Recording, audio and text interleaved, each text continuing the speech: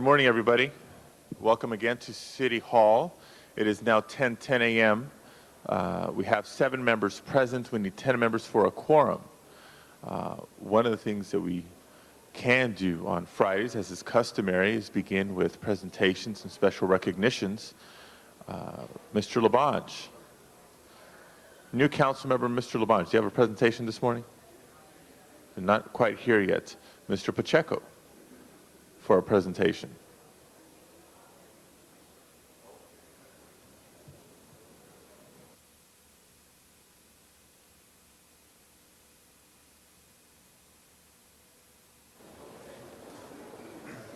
Poncho, Stella, come on. Oh, está aquí. ¿El nombre es Julio González. Julio González.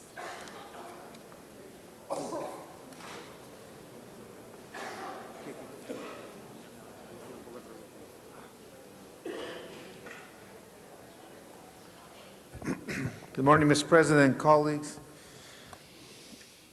I wanted to introduce and present a couple individuals who have done such a great job in the Latino and Mexican community.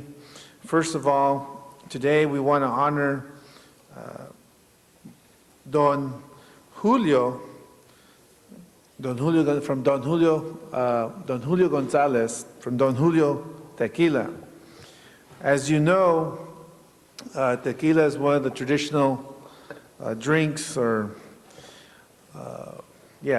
drinks. Some people drink it straight, some people mix it, so I'm not sure if I should call it a drink, because then we know who's really who when you drink it straight versus mixing it. So tequila is one of the premier and premium exports from Mexico, and Don Julio Tequila is a high quality, superb premium brand which is still distilled and produced in the city of Atotonilco, Jalisco, by in Mexico, by the Gonzalez family. And here we have representing 2 individuals. We have Don Julio Gonzalez, Señor Don Julio Gonzalez, Eduardo Gonzalez. This is also part of the family and part of the company, Tequila Don Julio. So I wanted to first present them with their recognition, but the reason that we are also here is because they are proudly sponsoring a program called the Legends of Latin Music series, and one of Southern California's natives, Poncho Sanchez, is the premier and one of the highlights of the series. He is considered one of the hardest working men in Latin jazz. He has been a band leader for 25 years, grew up in Norwalk, California, and obviously has played an important role in bringing back the popularity of Latin jazz. The music series kicked off here in Los Angeles this past the 7th through the 9th. It's at the Conga Room. They are going to be making stops in San Francisco, Houston, Chicago, and Seattle. I just wanted to add a personal touch here. I was telling Poncho Sanchez that the last time we ran into each other was in 1988 when I was co-producing a concert at the Greek Theater at UC Berkeley with Bill Graham Presents, Mecha, and a few other organizations from the Mission District in San Francisco. As I've told you before, colleagues, prior, as a college student, I used to produce many concerts. I want to especially thank Don Julio as an organization and Julio Gonzalez as a family, because our rich traditions and culture and our music are sometimes very, very difficult to get out there without someone being a patron, and Don Julio Tequila has stepped up and helped us bring out one of our best. Quiero agradecer todo lo que usted ha hecho para nosotros, no solamente con el producto de tequila, porque eso sabemos, pero también por patrocinar a Poncho Sánchez, a la serie de música latina, porque yo sé que a veces es muy difícil enseñar o abrir la puerta a toda otra gente sobre nuestra música y nuestra cultura sin personas como usted apoyando ese esfuerzo. Gracias por todo lo que ha hecho y de parte del concejal Padilla, el concejal Reyes, el concejal Garcetti y yo mismo, concejal Nick Pacheco y todo el concilio, que te quiero dar este reconocimiento y, de parte de nosotros, de toda la ciudad de Los Ángeles. Gracias por todo lo que has hecho. Thank you so much for helping us. I just want to present this to you on behalf of the City of Los Angeles and Council Members Padilla, Reyes, Garcetti, and myself, Councilmember Pacheco. To Julio Gonzalez, thank you so much for being a part of bringing out a part of our culture.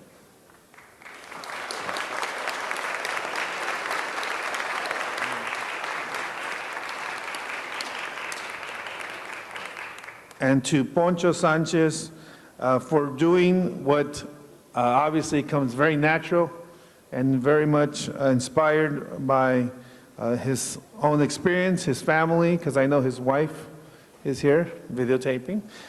So on behalf of the City of Los Angeles, Council Members Padilla, Reyes, Garcetti, and myself, Pacheco, congratulations on being yourself, because I know is our joy and pleasure to receive your music as a gift from you and everything that you've done. So thank you so much on behalf of the City of Los Angeles. Congratulations for bringing all this joy and warmth to us through your music.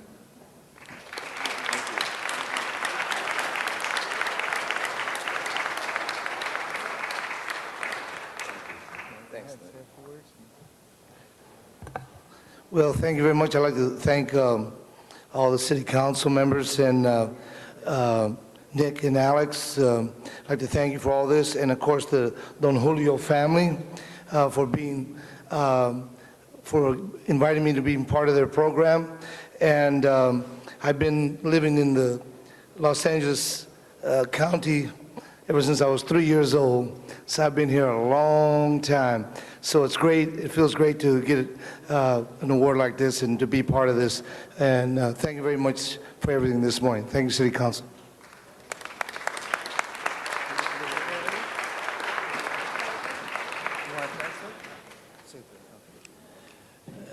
Les agradezco de todo corazón esta distinción que para mí es grandiosa y esperemos que algún día nos visiten en la Totonilco Jalisco, donde se hace el mejor tequila de México. Muchas gracias.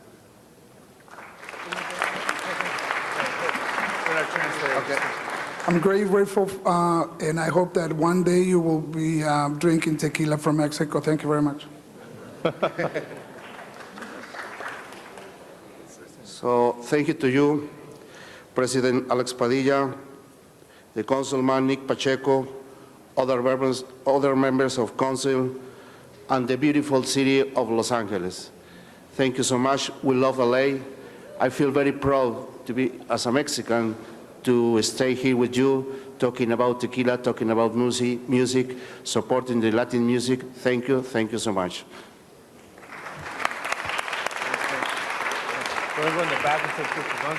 Thank you very much, Mr. Pacheco.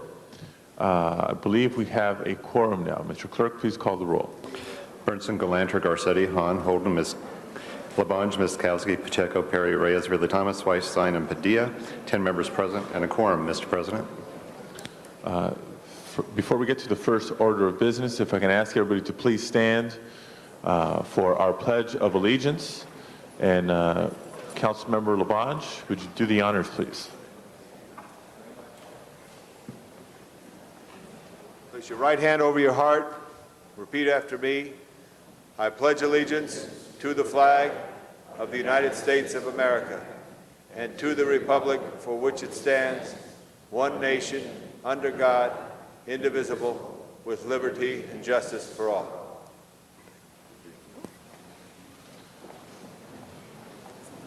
Thank you very much. Before proceeding with presentations, colleagues, we had a discussion on Wednesday about item 30, which is on today's agenda, and are interested in taking that out of order.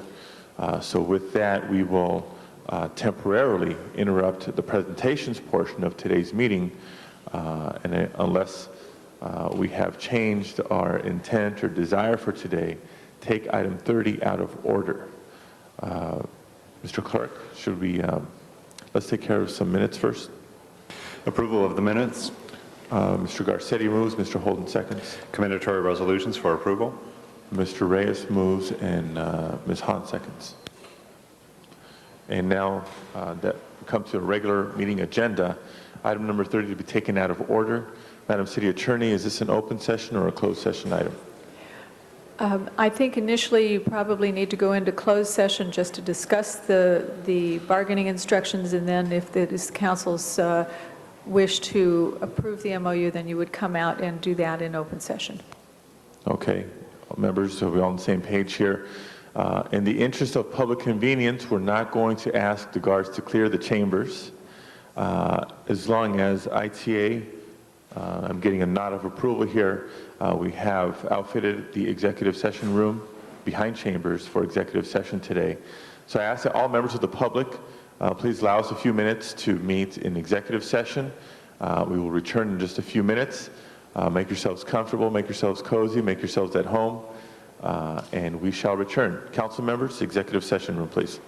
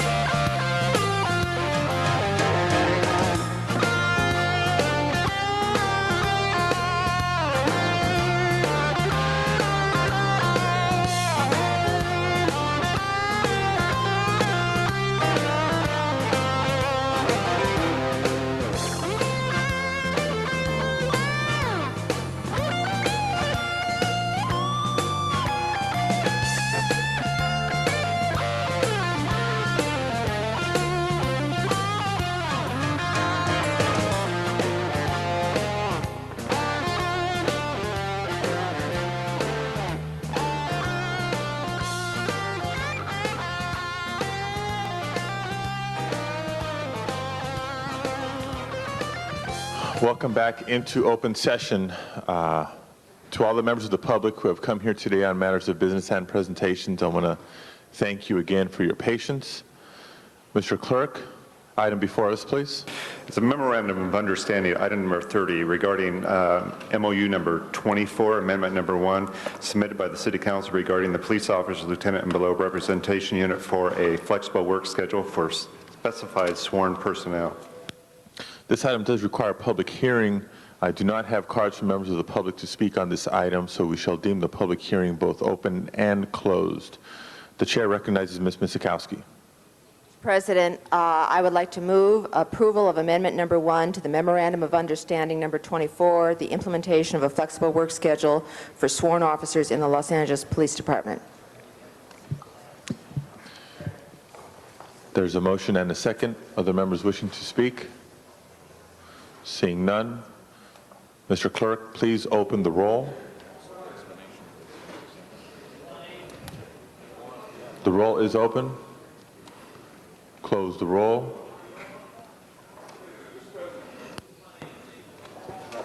Mr. Holden, did you have a point of order? Oh, the one that Mark you proposed? Correct. Ms. Miskowski, do you wish to repeat the motion? We have a few members who just walked in.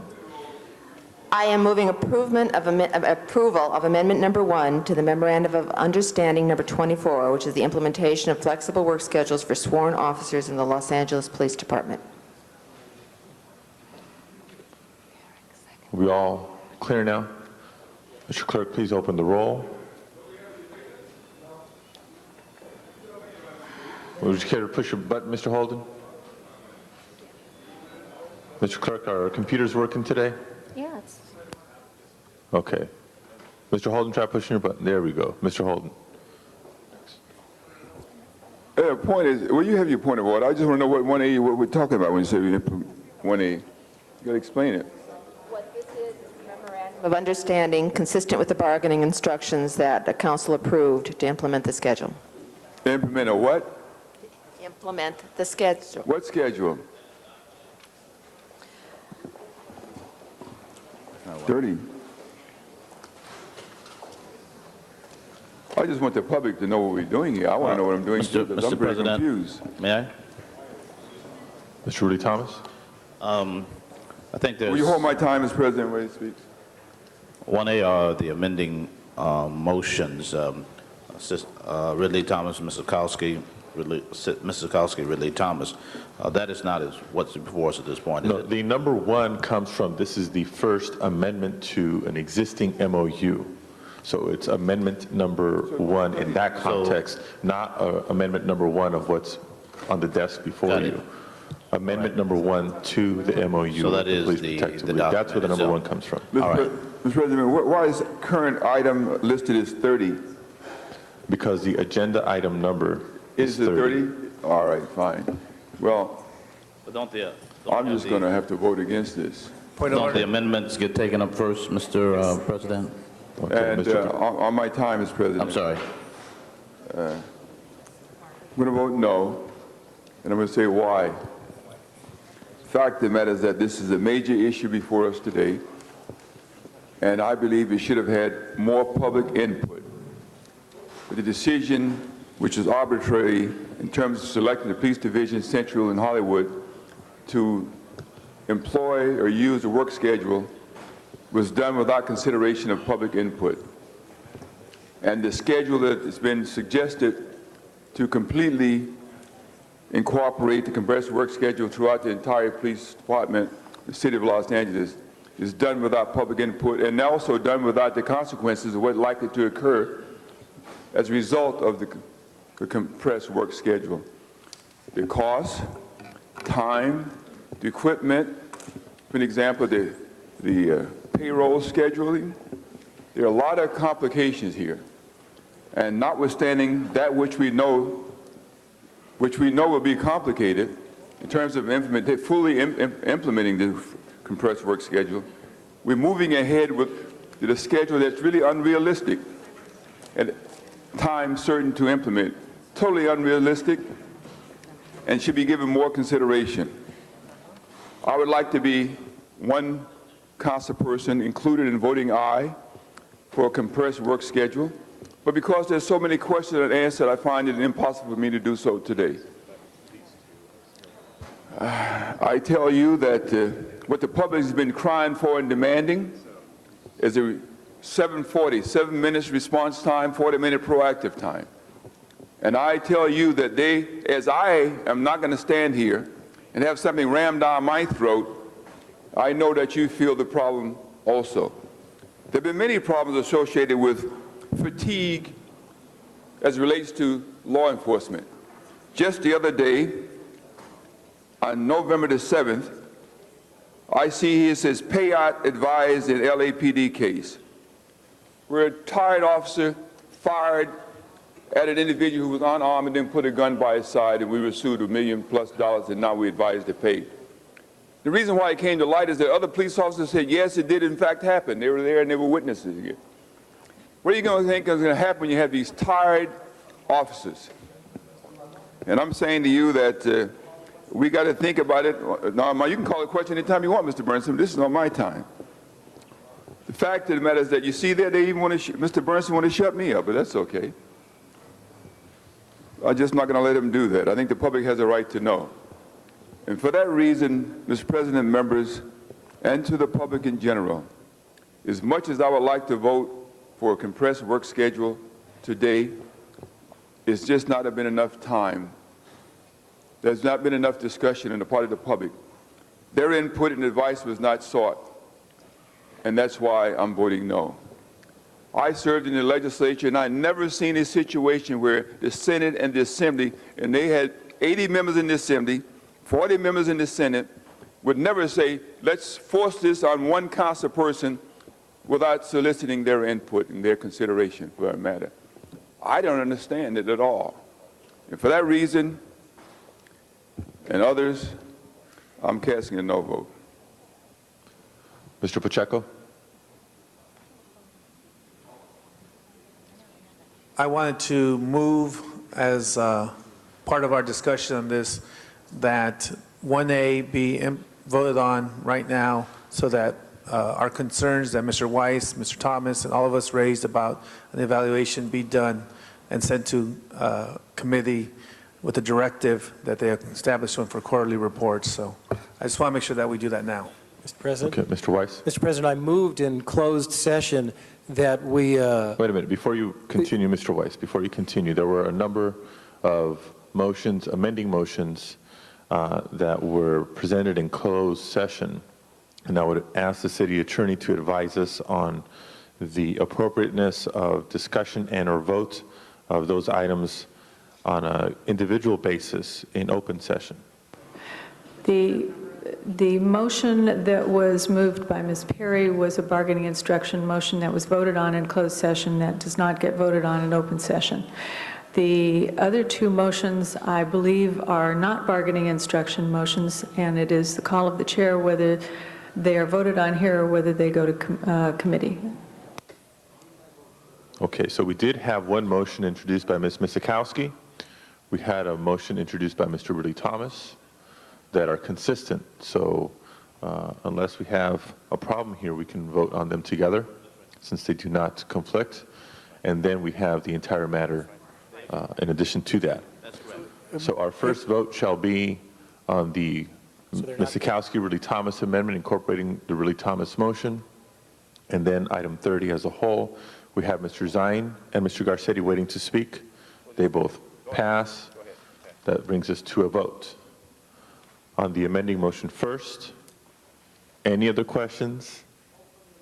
Please, as Mr. Bernstein says, open the roll, close the roll, tabulate the vote. 13 ayes. That amendment is approved. Now, item 30 as amended. Please open the roll, close the roll, tabulate the vote. 10 ayes, 3 noes. That is approved. Forthwith to the mayor on that. Thank you all very much for your patience. Mr. Clerk, I do believe that brings us back to the presentations portion of today's meeting. I will leave it to the will of the members if we want to continue with presentations or do we want to continue with the regular agenda.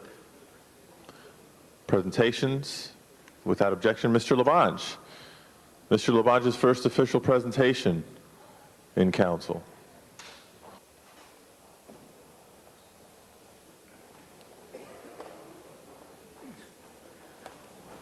Mr. President, members of the council, it's my honor to make my first presentation in this council to someone who's very special to the city family, someone who served so well for many months in the passing of John Ferraro, but the caretaker. And I'd like to ask the public to welcome Avak Italian right here. Avak, get up here right now.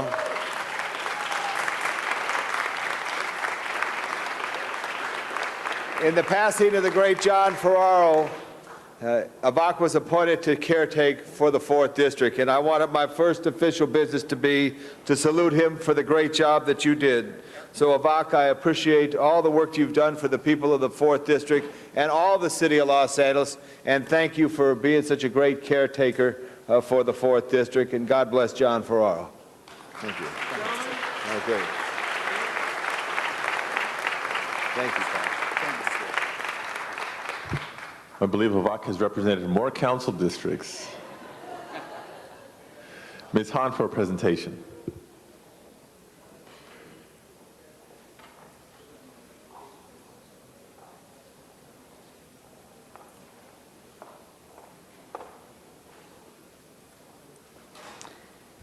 Thank you, Mr. President, members of the council. I would like to call forward Mr. Neil Ruby, the president of McDonald's Operators Association of Southern California, Lindsay Hughes, vice president, Jesse Ingram, owner and operator, and Gary Colaroso, public relations director for McDonald's.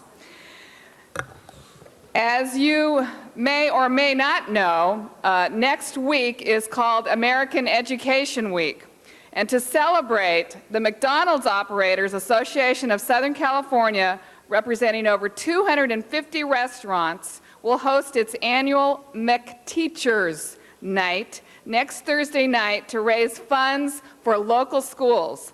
From 4:30 to 7:30 next Thursday evening, local teachers and principals will take on temporary new jobs, working behind the counter at local McDonald's. During that time, a portion of all sales made will go to local schools. It is hoped that over $150,000 will be raised locally just during those 3 hours. In addition, McDonald's corporate office donates $100 for each restaurant that participates. With this program in place in 14 western states, McDonald's will raise over $500,000 for schools in this one evening.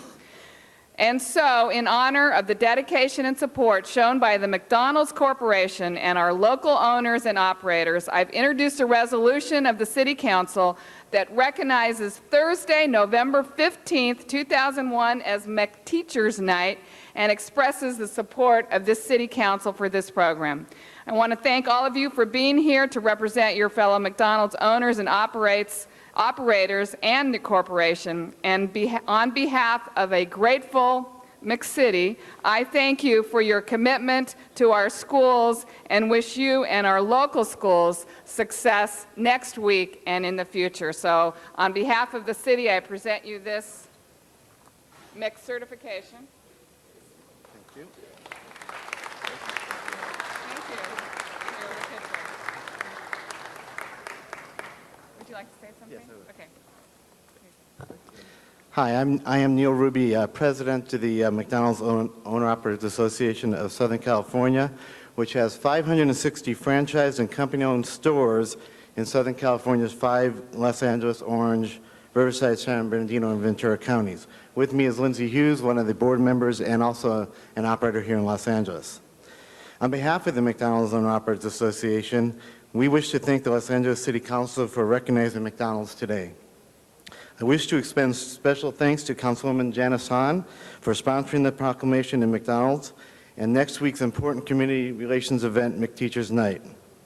On McTeachers Night, Thursday, November 15th, teachers and principals will work behind the counter at McDonald's restaurants where their students and parents dine to raise funds for their schools.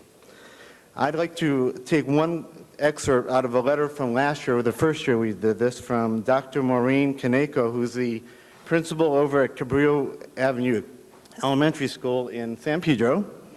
And this is why we are so dedicated to doing this. So it says, the entire experience was rewarding and fun in so many ways. Gaining an appreciation for the positive and efficient efforts of your staff, seeing community involvement and support from our parents, the wondrous looks and bright smiles on our students' faces, the bonding that occurred among participating Cabrillo staff, students, and parents, and of course, the monetary compensation, which admittedly was the initial motivator, but in the end it proved to be the least significant. So on behalf of the association, in commemoration of American Education Week, November 12th to 16th, more than 1,200 McDonald's in the Western United States will be participating and hope to raise $1 million. We cordially invite the City Council and the city staff and general public to come and those McDonald's that night and help those schools. I have given the clerk a list of the stores that will be participating. McDonald's is committed to the communities where we do business, and we greatly appreciate your assistance in supporting the future of our children. Thank you. Thank you. Thank you. Thank you very much. I, for one, will not be cooking next Thursday night. On my next presentation, I would like, on a more serious note, I would like to invite up to stand behind me the new Peace Ambassadors of Los Angeles.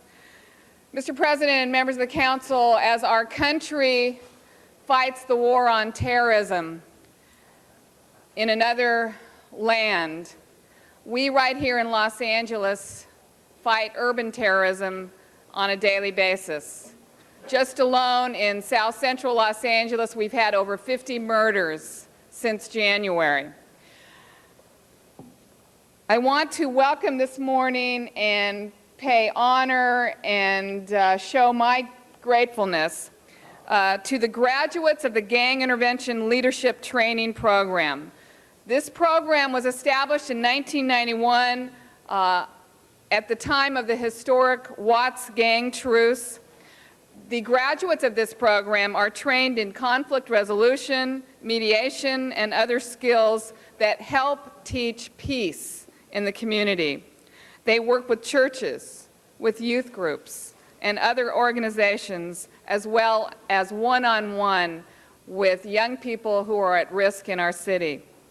And upon graduation, they become known as Peace Ambassadors, and that is what we are recognizing here today. So now I would like to read off the names of these newly graduated Peace Ambassadors and wish you all the success, and know that all of us in this city are relying on you to once and for all allow the young people in this city to grow up in peace and nonviolence. The Peace Ambassadors are Bill Burgess. Okay. London Carter.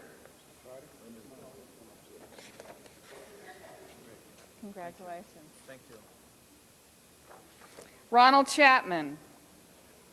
Congratulations. Perry Crouch. Dr. Crouch, I didn't know you were here. Carl Deloach. He's not here. Shirley Fisher. Rodney Glaze. Congratulations. Casey Graham. Marvin Hill. Congratulations. Dwayne Holmes. Dwayne. Congratulations. Craig Johnson. Michelia Johnson. Did I say that right? Michelet. Thank you. Ramses Martinez. Nice to meet you. Congratulations. Tony Muhammad. Don Osborne. Abdur Rahman. Khalid Shah. Nice to meet you. Congratulations. Naim Shah, Sr. Okay. John Shadid. All right. I like your outfit. Really good. Yes. Let me say one more. Cedric Watson. Okay, then why don't you say something? I just want to say all praises be to God, and thank you very much for this award. Thank you. Thank you. Thank you for what you are doing. The future of our city depends on your success. Thank you very much. You want to say something? On behalf of Stop the Violence, Increase the Peace Foundation, I'd like to also thank Congresswoman Hahn. Congresswoman, yes, that's the next move. You heard it here. That's it. City Councilwoman Hahn, for her continued support of this movement. let me say this, we really, really appreciate your help because these folks don't get paid for what they do, but they're out there working every day and sometimes at night trying to make sure that our streets are safe. So I want to thank you very much. I want to thank the City Council for this presentation, and we'll continue to do what we have to do. Thank you. Thank you.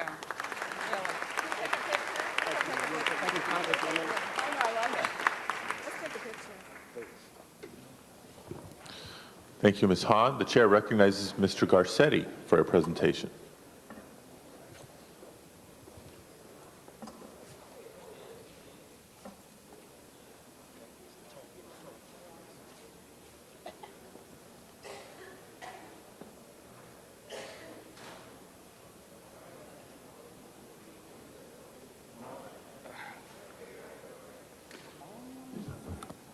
Thank you, Mr. President. If I can invite Mr. Zine to join me on this one.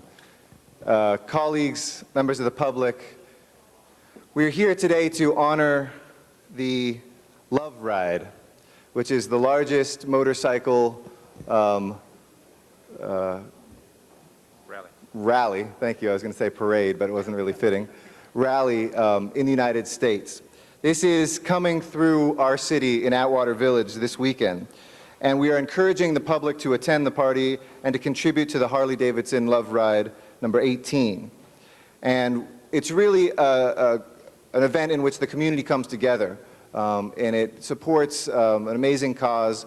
We have not only the public supporting it, but we have Councilmember Dennis Zine riding in it. So if it wasn't enough reason just to come out for the community, you probably want to see him back on a bike. There are really two events. There's first the 18th annual Harley-Davidson Love Ride that raises money each year for the MDA, as well as for other charities. And this year, of course, will be included relief efforts for what happened in New York. And then there's also an Atwater community party to cheer on the participation of the Love Ride as they ride down Glendale Boulevard from Harley-Davidson of Glendale to the 5 freeway on their way to Castaic Lake. And I'm joined today by members of the Atwater Village community to commemorate this. And to support this worthwhile charity. Let me turn it over to Councilmember Zine. Thank you, Councilmember Garcetti. I'm wearing my Harley-Davidson tie today because of this blessed occasion. I will be riding in it since I am an avid Harley rider, and I want to emphasize that this year, over $100,000 from the receipts generated, over $100,000 will be going back to New York for the recovery efforts after the September 11 tragedy. So we appreciate the effort. It's the 18th annual. You do not have to have a Harley-Davidson. Now, I know Eric has a bicycle and an electric car. You don't need a Harley-Davidson to participate in this event. So if you've got a motorcycle or if you've got a car, we welcome all participants. And I congratulate you. I congratulate you on recognizing this is a tremendous effort, tremendous for the community, tremendous for the recovery efforts in New York. Thank you. Now, I appreciate what Councilmember Zine said about electric cars, because from about 0 to 30, I can beat him in my GM EV1, even on a Harley-Davidson. I want to also encourage all members of our community in Los Angeles to come out to this event. In previous years, we've had Atwater Village contribute to the Harley-Davidson fundraising effort. And today I want to honor some of the members of the Atwater Village Party who are organizing that. First, Michael Cathy will be accepting a certificate on behalf of the Atwater Village Residents Association. Michael. And we have Lenora Solis and Gary Williams accepting on behalf of Churches United.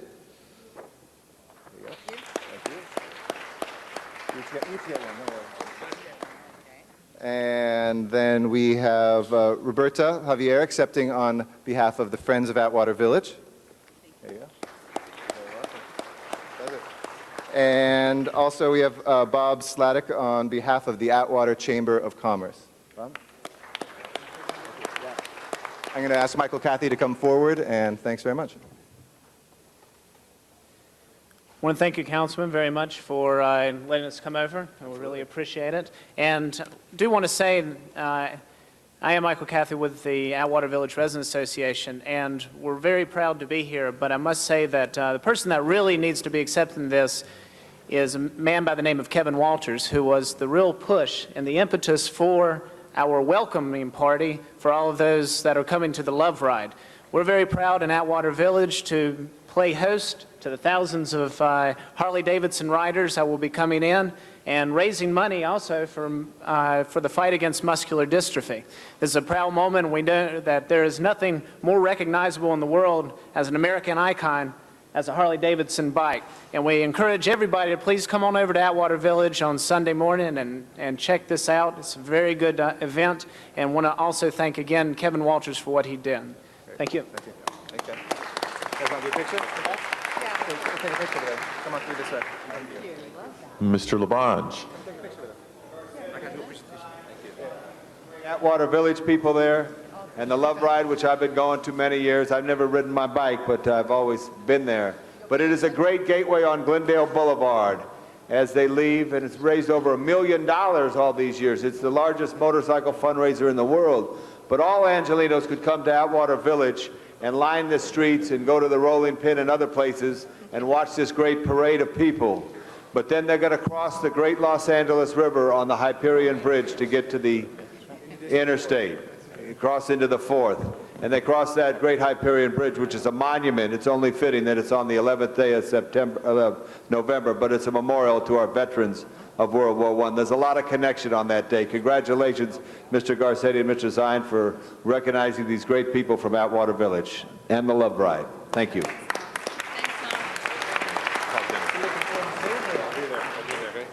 Thank you very much. And Mr. Dennis, while you're up there, I believe you have a presentation as well. Yes, thank you. I just want to remind everyone, it's this coming Sunday, 8 a.m., Glendale, Harley-Davidson, San Fernando Road, and Brand Boulevard. I do have some presentations to make, and if the recipients can please come forward.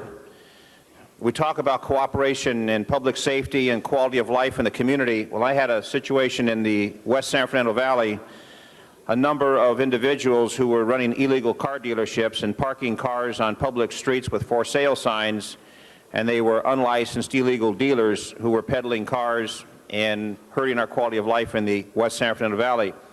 We also have a lot of other illegal vending that takes place, people who are selling contaminated and fruit and other items that are spoiled.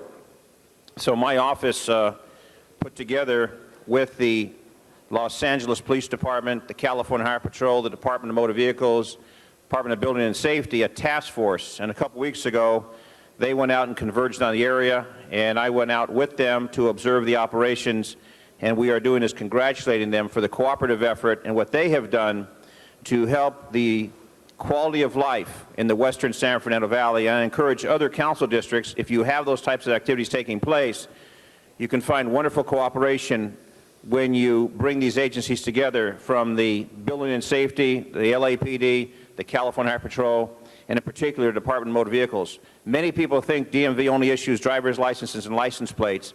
They do have an investigative branch, and that investigative branch is very effective with going after illegal activities. And I want to introduce the commander, the man in charge, who I've known for many years in the San Fernando Valley, Vito Scataglia. Is that correct how I pronounce your last name? I only call him Vito, the Italian guy, because Vito does a tremendous job, and he's been with the DMV, commander of the investigations operations, for many, many years. This particular task force, they brought in investigators from all over the Southern California area. They did a tremendous job, and I know they'll be back to do more activities within the region of my district, as well as other districts within our area of the San Fernando Valley, other areas of the city of Los Angeles. So we have representatives today from different agencies. I'm going to have Vito come up here and say a few words, and then we'll do the presentations to the recipients, and my personal congratulations for what they have done to help improve the West San Fernando Valley and the hard effort. Thank you very much, Vito. Thank you, Councilman Zine, Mr. President, and members of the City Council. A motor vehicle purchase is still the second most major purchase a person makes in their lifetime behind a home. And unlicensed and illegal car sales, although it doesn't sound that exciting and that dramatic of a type of violation, for us, when we see the individuals that are victims of those sales attempting to register those vehicles and are unable to obtain clear title and registration to a vehicle that they just paid some good money for because the titling documents were fraudulent or counterfeit, this makes it a priority for us. And Councilmember Zine had asked for our assistance, and we welcome that request, and we were very successful in what we were able to do. and hopefully kept a lot of people from being victimized by purchasing vehicles on fraud and counterfeit documents that they would never be able to obtain title to. So with that, I thank Councilmember Zine and the members of the council for having us here today to be recognized for that effort, and we are available upon any request to pursue this in any part of the city of Los Angeles. Thank you very much. He's not here. Go ahead, you call him and I'll do it. Okay. Mike's not here. Okay. Here's your. Thank you.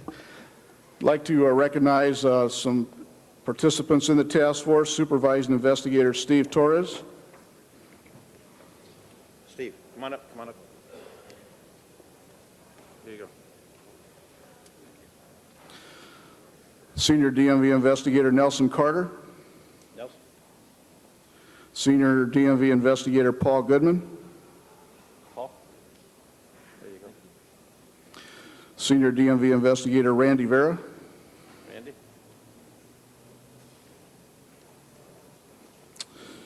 Senior DMV Investigator Vince Rojas.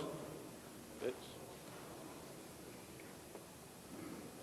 And Senior DMV Investigator Curtis Lee.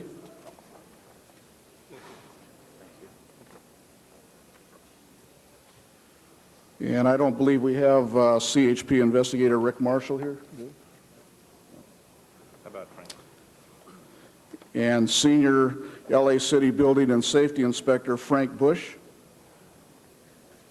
I want to add that Frank Bush, this fine gentleman, ran the council race. He was one of my opponents. We're good friends, and he's working very hard to keep the West San Fernando Valley in good shape. Frank, my personal appreciation to all the work you do. And Los Angeles Building and Safety Inspector Leonard Marquez. Thank you very much, Mr. President and colleagues. Thank you, Mr. Zine.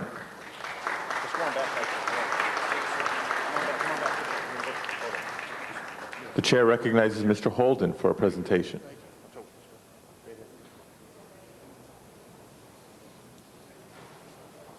We got the photo in the back.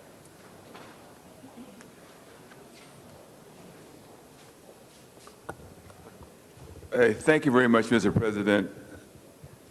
As you know, we're in a conflict with the terrorists who are trying to take away our rights as American citizens and terrorize our citizens at home and abroad. And we have this resolution being signed by the mayor, James Hahn, myself, and then Janice Hahn, whose father was a veteran, and she had 6 uncles who were veterans, 7 boys, and they're all served in World War II. You also have, surprisingly enough, Jan Perry's father was an active member in the military and served in World War II, and she signed this as well. I don't think there are any other members of the City Council who are veterans, and today we must remember the contribution that the men and women, the ones who are alive and ones who gave all they had to give their lives to protect and defend the United States of America. Yesterday, I had the privilege to be in a parade, a veterans parade at the Veteran Hospital in West Los Angeles. For the past 3 years, I've done that. And I discovered that we had a major, who was the main speaker, Major Red Buttons, who spoke at the ceremony yesterday. And so today we're introducing the following resolution. Whereas more than 48 million men and women have served in our armed forces from the War of the Independence to the conflict in which we are now engaged. Whereas 25 million veterans are alive today, many stood watch on foreign battlements or patrolled distant shores and skies. Many more protected America here at home. And whereas each year on Veterans Day, we honor all of them for their service in peacetime and in war. The courage of America's veterans passed down across generations makes it possible for us to face with courage the threat of terror that could otherwise bring our democracy to a halt.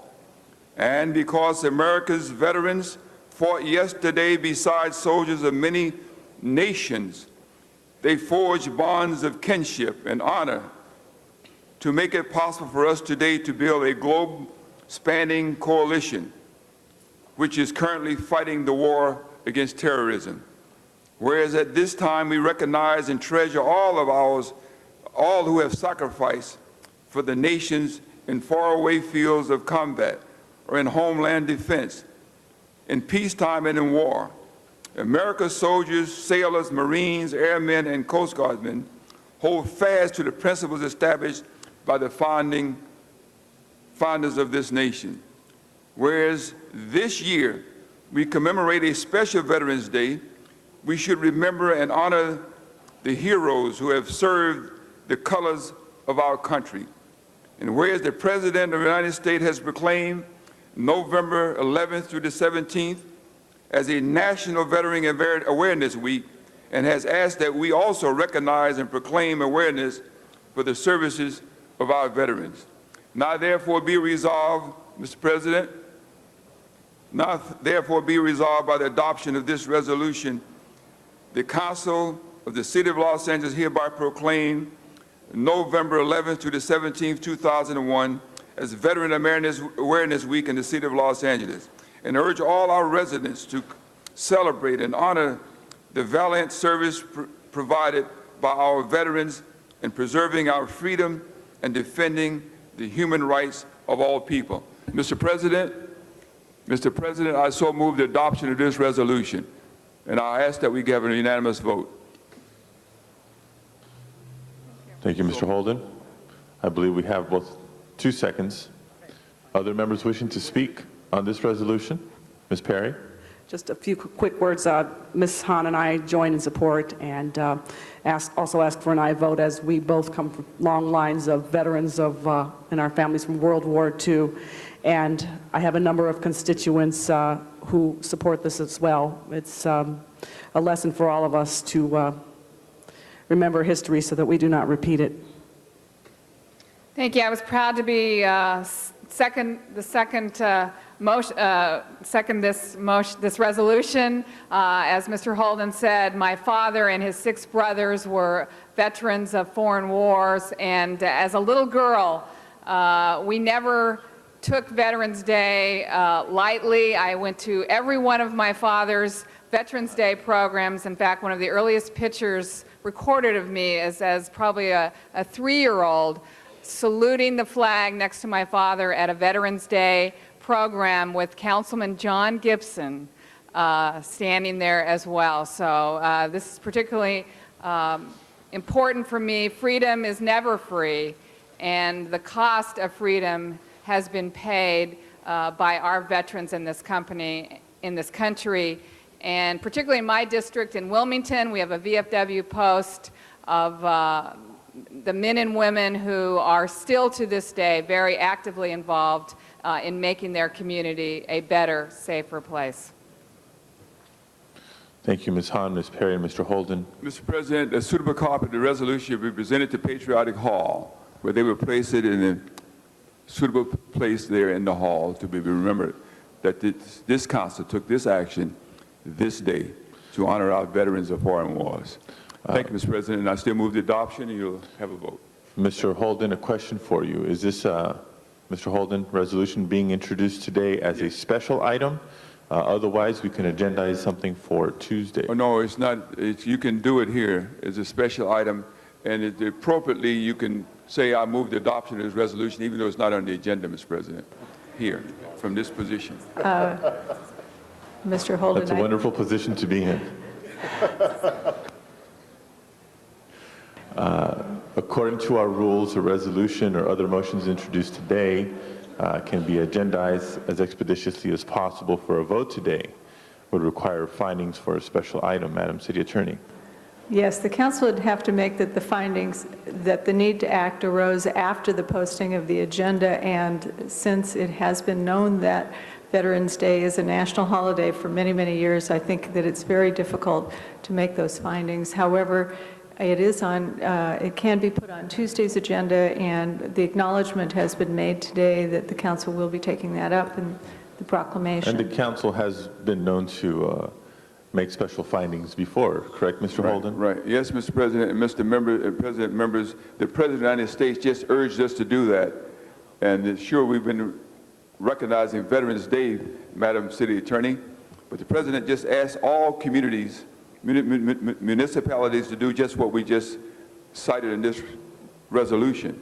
And it came after the posting of the agenda, number one, and number two, for 14 years, we've stood there with a resolution, say, I move the adoption of this resolution, and it was not posted on the agenda, Madam City Attorney. Okay. May I add? I move the we shall take a vote on move the findings. We shall take a vote on the findings, and Mr. Holden, may I add that the days after September 11th, the President of our country called upon us to do many things, and we moved expeditiously to do so.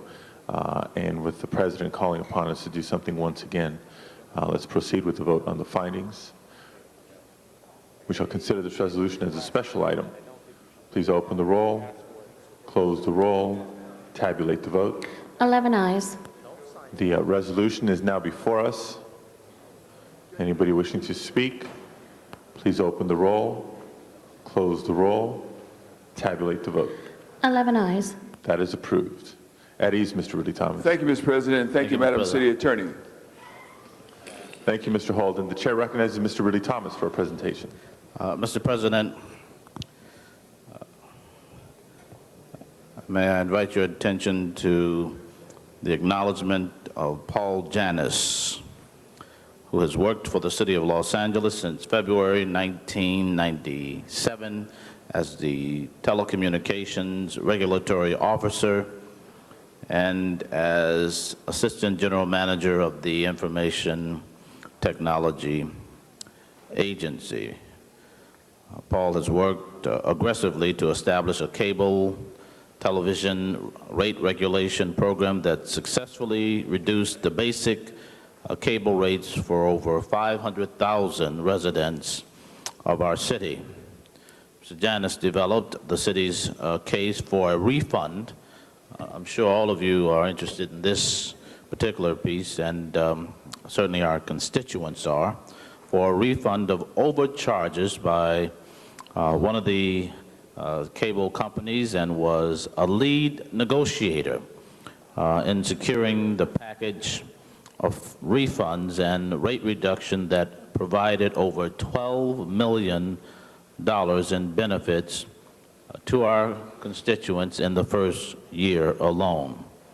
Paul Janis has been a tireless advocate on behalf of the city's residents to ensure that the city receives fair compensation for the use of the public right-of-way, including close scrutiny of cable franchise fees that provide nearly $20 million annually to the city's budget. Maybe you need to stay around here a little longer, Mr. Janis, so we can expand and or increase that. But beyond that, Paul has been instrumental in managing the city's review and consent process for the 20 cable franchise transfers during his tenure, and protecting the interests of the city's residents in each of those transactions. Mr. Janis has also worked to cultivate closer working relationships among the city's various departments, which resulted in the city's first cross-departmental franchise agreement. After raising the city's awareness of the need for a city telecommunications policy, Paul worked to successfully establish and empower a telecommunications executive with citywide authority to provide expertise and guidance in the telecommunications issues. Most recently, Paul Janis was a key component of the negotiating team that established the city's first competitive cable television franchise with Win First, and in the process, bringing the promise of competition in cable television, telephone, and internet access providers to the city's residents. So, Mr. President, members of the council, would you join me as I thank Paul Janis for his service to the city of Los Angeles and its residents and wish him well in his future endeavors. Paul?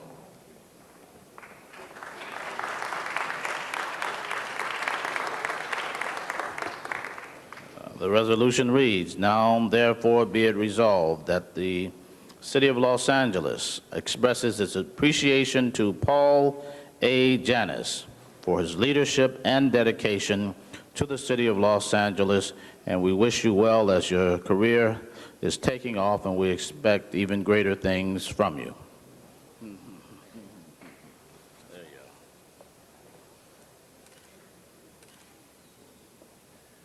Thank you, members. It's been my privilege to represent the interests of cable subscribers and the city for the last 4.5 years. It's been my privilege also to work with a competent and dedicated staff at ITA, and I specifically want to thank the council for affording us the resources to do the jobs that we had to do at ITA over the past 4.5 years. I want to thank Councilman Ridley Thomas for his kind words, and I wish all of you good luck in the future. Thank you.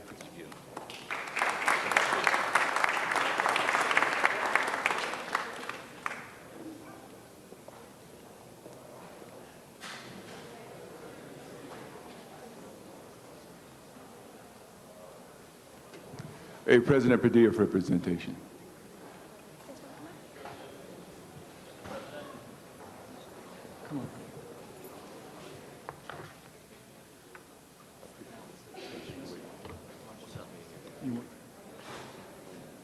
Join me.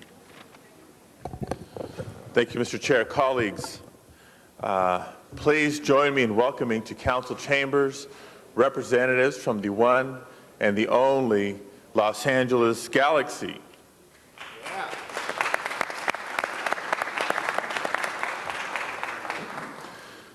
The Los Angeles Galaxy are not just Los Angeles' home team as part of Major League Soccer, but they are the 2001 Western Division champions. They've actually made the playoffs. They've experienced postseason every year since the formation of Major League Soccer, so that's 6 years in a row now. And I think their success, particularly here in Los Angeles, is clearly evident to the popularity of the sport. Not only Los Angeles, but this country is one of the last in the world to realize how popular soccer is. We're finally starting to see that and benefit from that. Galaxy coach C.G. Schmidt, this is his third year as a head coach, but is not a new face to Southern California, having served as the head coach of UCLA for many years. But he's been certainly in Southern Cali for more than 20. This year is the third time in the brief 6-year history of Major League Soccer that the Los Angeles Galaxy have reached the finals. They played San Jose in the MLS Cup Finals this year and came as close as you can come to becoming champions this year, having lost only in sudden death overtime, and my heart dropped when I saw that goal come in. We got a finger on it, just not enough to keep it from going in overtime. But the season didn't end there. The Galaxy went on to participate in the 2001 U.S. Open Cup, the oldest tournament in the nation, and did win with a defeat over the New England Revolution. The Los Angeles Galaxy are not just great on the field, they're great off the field with the support of the Los Angeles Galaxy Foundation, involved in communities throughout Southern California with free soccer clinics and sponsoring other programs that reach children and families throughout Southern California. And it is with all of that success that I'd like to present this resolution to the Los Angeles Galaxy. And I will read that today officially the Council resolves that by adoption of this resolution, the Los Angeles City Council does hereby commend the Los Angeles Galaxy soccer team members for their excellent standards of play and sportsmanship, for their outstanding work in the community, and for promoting professional soccer. Adopted by the entire City Council and all the city leaders. Congratulations. Do you want to take a quick picture? I'll let you say a few words and then we'll do it. My name is Tim Luce, General Manager of Los Angeles Galaxy, and would like to take a moment to thank the City Council, Council President Padilla, for this great recognition. The real credit goes to head coach Ziggy Schmidt. Alexi Lalas is here representing the team as well. and the 2001 season was definitely a season of incredible accomplishments. Being the first Major League Soccer team to appear in 3 championship finals and winning 2 out of 3. So the first championship was in January, competing against teams from Mexico, other teams within the United States, Central America, and the Caribbean. So the first championship won by the organization of the Los Angeles Galaxy being the FC Champions Cup. In addition, as Mr. Padilla had mentioned, the success of the organization continued thereon, being the MLS Western Division champions, making it to the MLS final for the 3rd time in 6 years.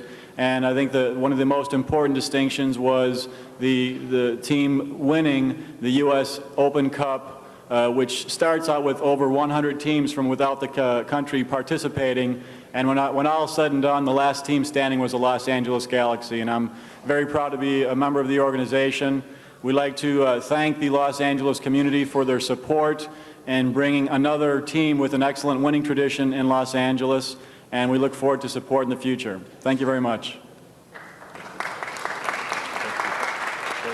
On behalf of the team, come on. Can't shy away from the camera. Oh, my goodness. Well, on behalf of my teammates, I want to thank the council for this incredible honor, and I'm sure I speak for all of them when I say that any council that would take a couple minutes out of their time to recognize not only the Galaxy, but to start their entire day off recognizing tequila. On behalf of the players, we think that that is awesome, and thank you very, very much. So.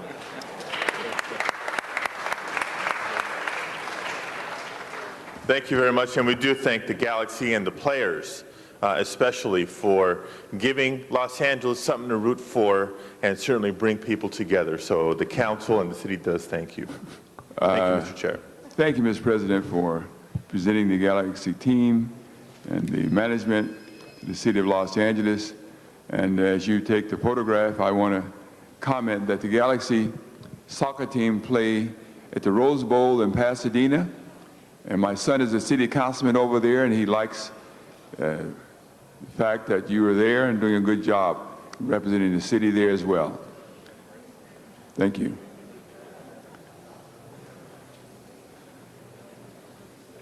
We'll pause for a second.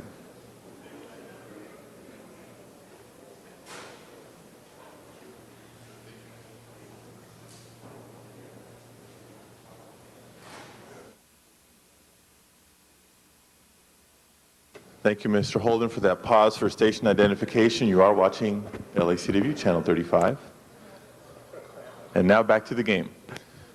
Mr. Clerk, next order of business. Mr. President, before starting the regular agenda, there's a couple items to be continued. Item number 29, a request that matter be continued to November 13th. Members request to continue item number 29 without objection.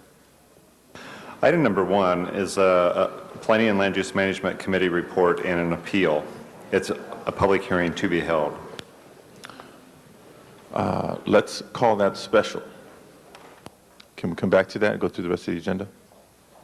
Items numbers 2 through 12 on the regular agenda are items for which public hearings have been held. Members, items 2 through 12, any specials? Mr. Pacheco. Mr. President, just simply ask that item number 2 be continued for 2 weeks. Request to continue item number 2 for 2 weeks. That would be November 27th. Without objection, item number 2 is continued. Items 3 through 12 remain before us. Any other specials? Seeing none, Mr. Clerk, please open the roll on items 3 through 12. Close the roll. Tabulate the vote. 10 ayes. That is approved. Next items, please. Items numbers 13 through 27 on the regular agenda are items for which public hearings have not been held. Items 13 through 27. I do have cards on item number 27. Let's call that special. For the balance of the items, we shall deem the public hearing open and closed. Any specials? 13 through 26. 13 through 26. Any specials? Seeing none, Mr. Clerk, please open the roll. Close the roll. Tabulate the vote. 10 ayes. Item 13 is an ordinance that shall carry over for a second reading. The rest of the items are approved. Next item, please.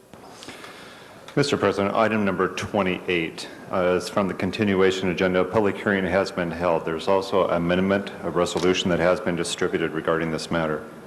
Item 28, let's call that special. Next item, please.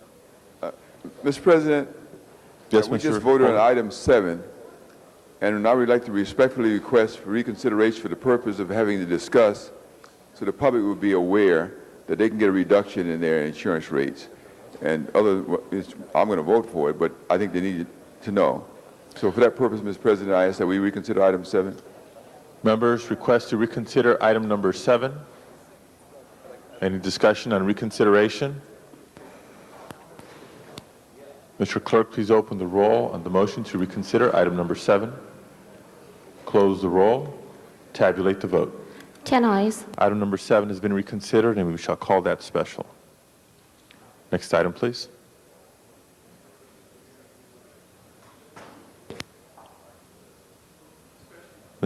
We called it special. Mr. Clerk, next item. Item number 1, which is called special, an item notice for public hearing. And that brings us back to item number 1, item notice for public hearing, and we do want to once again thank members of the public for their patience who are here to testify in number 1. And colleagues, I will also ask for your patience. We have quite a few cards that have been submitted, and we have 10 members present, a bare quorum. The council calls forward Mr. Michael Rosenberg to be followed by Maggie Parr. And as you come forward, I'd request certainly brevity and that speakers not be repetitive of arguments and points made by prior speakers, and to please keep your comments as brief as possible, maybe to about a minute or so. Mr. Michael Rosenberg, are you here? Ms. Maggie Parr.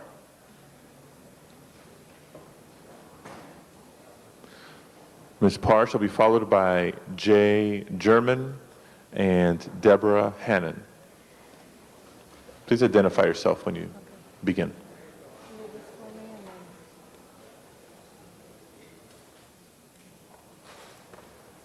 I'm Maggie Parr with Rimpon Neighborhood Alliance. Unfortunately, Michael Rosenberg had to leave.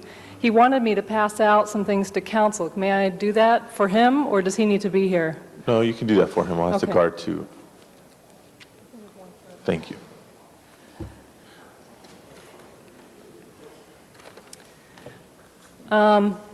You guys are all familiar with the big issue, traffic on Rimpau. This is a scale model I did of the site to show the, what our proposals are and to show the hotspot. What we are proposing is some kind of parkway, meridian, or block of direct ingress and egress to the project to deter the extra traffic coming to the site down Rimpau Boulevard and the adjoining streets. This would not stop cars from using Rimpau as a collector street to collect to the major arteries. It would also not stop cars from coming down Rimpau to get into Pico Plaza, as they have done in the past, coming down Rimpau, turning into Mullen. The unique thing about this project, they're realigning the entrance with Rimpau Boulevard, and they are doubling the current commercial capacity. All we're asking for is traffic deterrent to protect the residents north of the project. This project is not about bringing jobs into a distressed neighborhood, despite the fact that it's receiving $10 million in public funds. This project is also not about the battle between old council and new council, even though we get caught in the middle. And this project is absolutely not about the September 11th tragedy, even though Mike Hernandez brought that up in the last Plum hearing, to use that as a reason why this needs to be pushed through as is. Please do not listen to please do not listen to the propaganda on this. May I pass this around as well? It helps clarify the scale of the project. Or what we can do is have the guard just place it at the center table, and members can view it at their. This is also a rendering that shows more accurately the scale. Okay, thank you very much. Thank you very much. Mr. Jay German, to be followed by Deborah Hannon and Edith Wolfrey. I'm Jay German. I own my home at Victoria Park Drive, and I'm here today as president of our neighborhood association representing more than 200 residents. Victoria Park is immediately adjacent to proposed development and is one of the 3 neighborhoods that will bear the brunt of its negative consequences. I have testified and submitted written statements at each stage of this approval process and am an appellant in the appeal. I've been involved in this process personally and on behalf of our association for more than 2 years. Despite numerous discussions and contacts with the developer and the prospective tenants, our two major concerns have not been mitigated: the proposed use of West Boulevard by Home Depot delivery trucks and other vehicles, and the lack of a workable, enforceable neighborhood protection plan. As I have relentlessly stated, adding trucks to the already congested residential West Boulevard will create an intrinsically dangerous condition and increase the vehicle traffic through our neighborhood. Simply stated, truck access to or from the development to or from West Boulevard must be prohibited before the approval is granted, or accidents will happen and folks will be injured or die. The August 2000 traffic impact study by DOT is fatally flawed in numerous respects, particularly as it imputes more, I'm working on it, as it imputes more average daily trips to a fourth-rate local swap meet, half the size of the proposed Home Depot than to the nationally advertised retail powerhouse itself. I believe the estimated daily trips will be in the magnitude of 10,000 per day rather than the DOT's 4,300. In conclusion, this enormous increase in vehicle traffic, combined with the existence of methane, hydrogen sulfide, and other unknown toxic substances resulting from prior contaminating uses, could produce enormous negative environmental impacts. I therefore urge you to vote to disapprove this massive and complex project until a full EIR has been completed and reviewed. Thank I you. also have copies for the council. Thank you. Ms. Deborah Hannon, to be followed by Edith Wolfrey and Ted, is it Humphreville?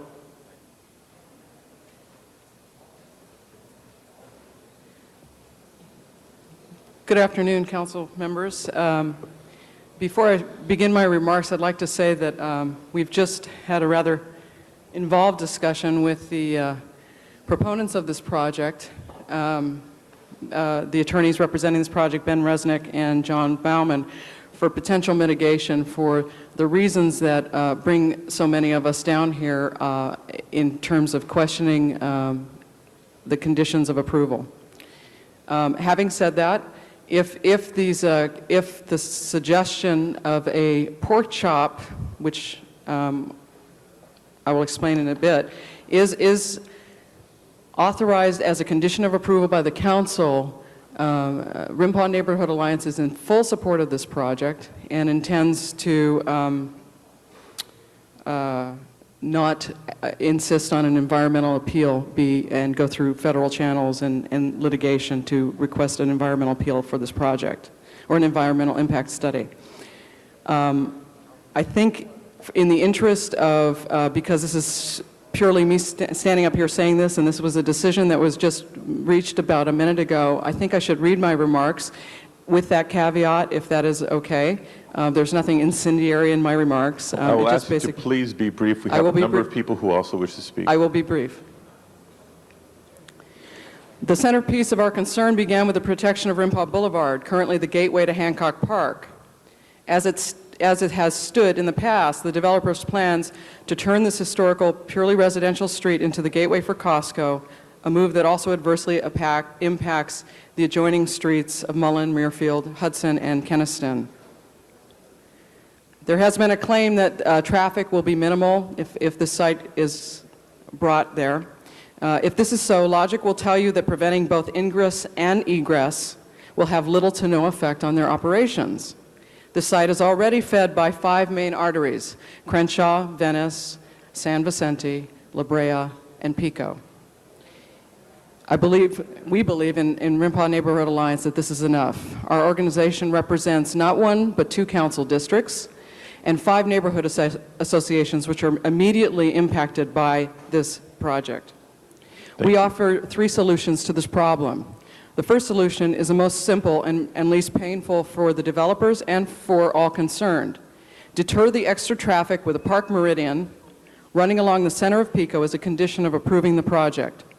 This will protect properties to the north and still allow adequate access to Pico Plaza from the north. Cars will still be able to use Rimpaw as a collector street, even to come to Pico Plaza.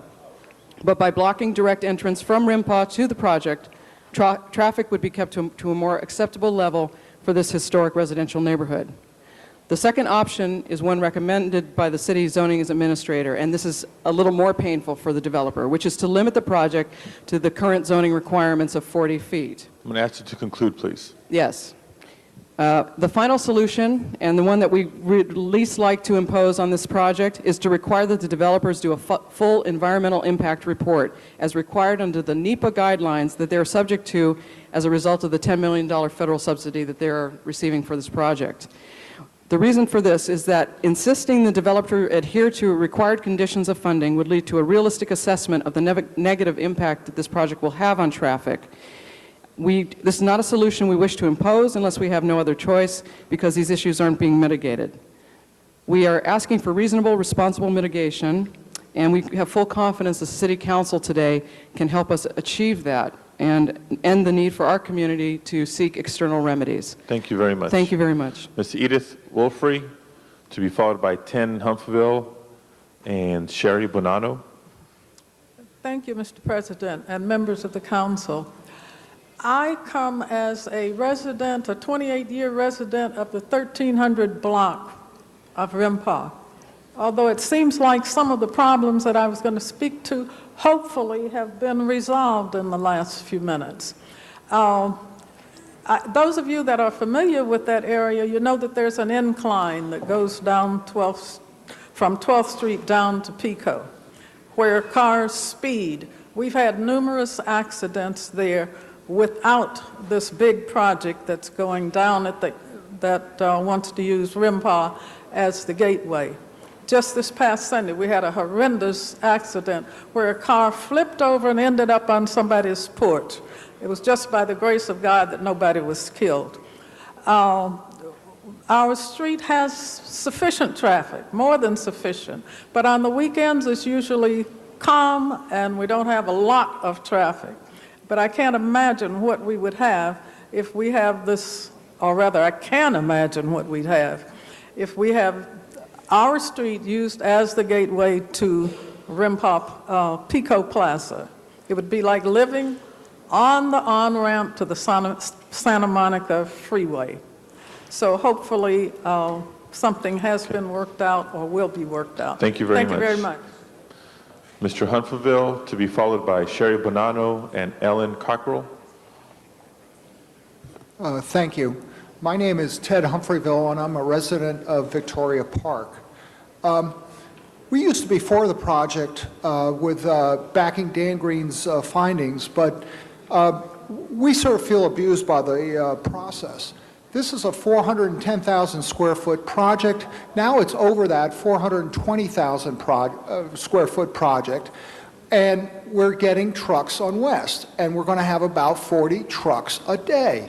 And we want, keep the project as it was, keep it within its limit, ban trucks on West, do it now, have Home Depot reconfigure its dock, and we'll support the project. But we feel shut out of the process, and this is a lifetime project. We don't get another chance. So please ban trucks on West. We're a good neighborhood. Thank you. Thank you very much. Ms. Bonanno, to be followed by Ellen Cockrell and Doug Post. I'm deferring my time to Deborah Hannon. Okay, well, she's has a card submitted. Ms. Ellen Cockrell.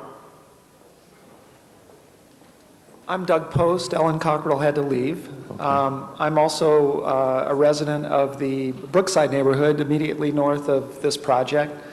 I have many concerns about the project.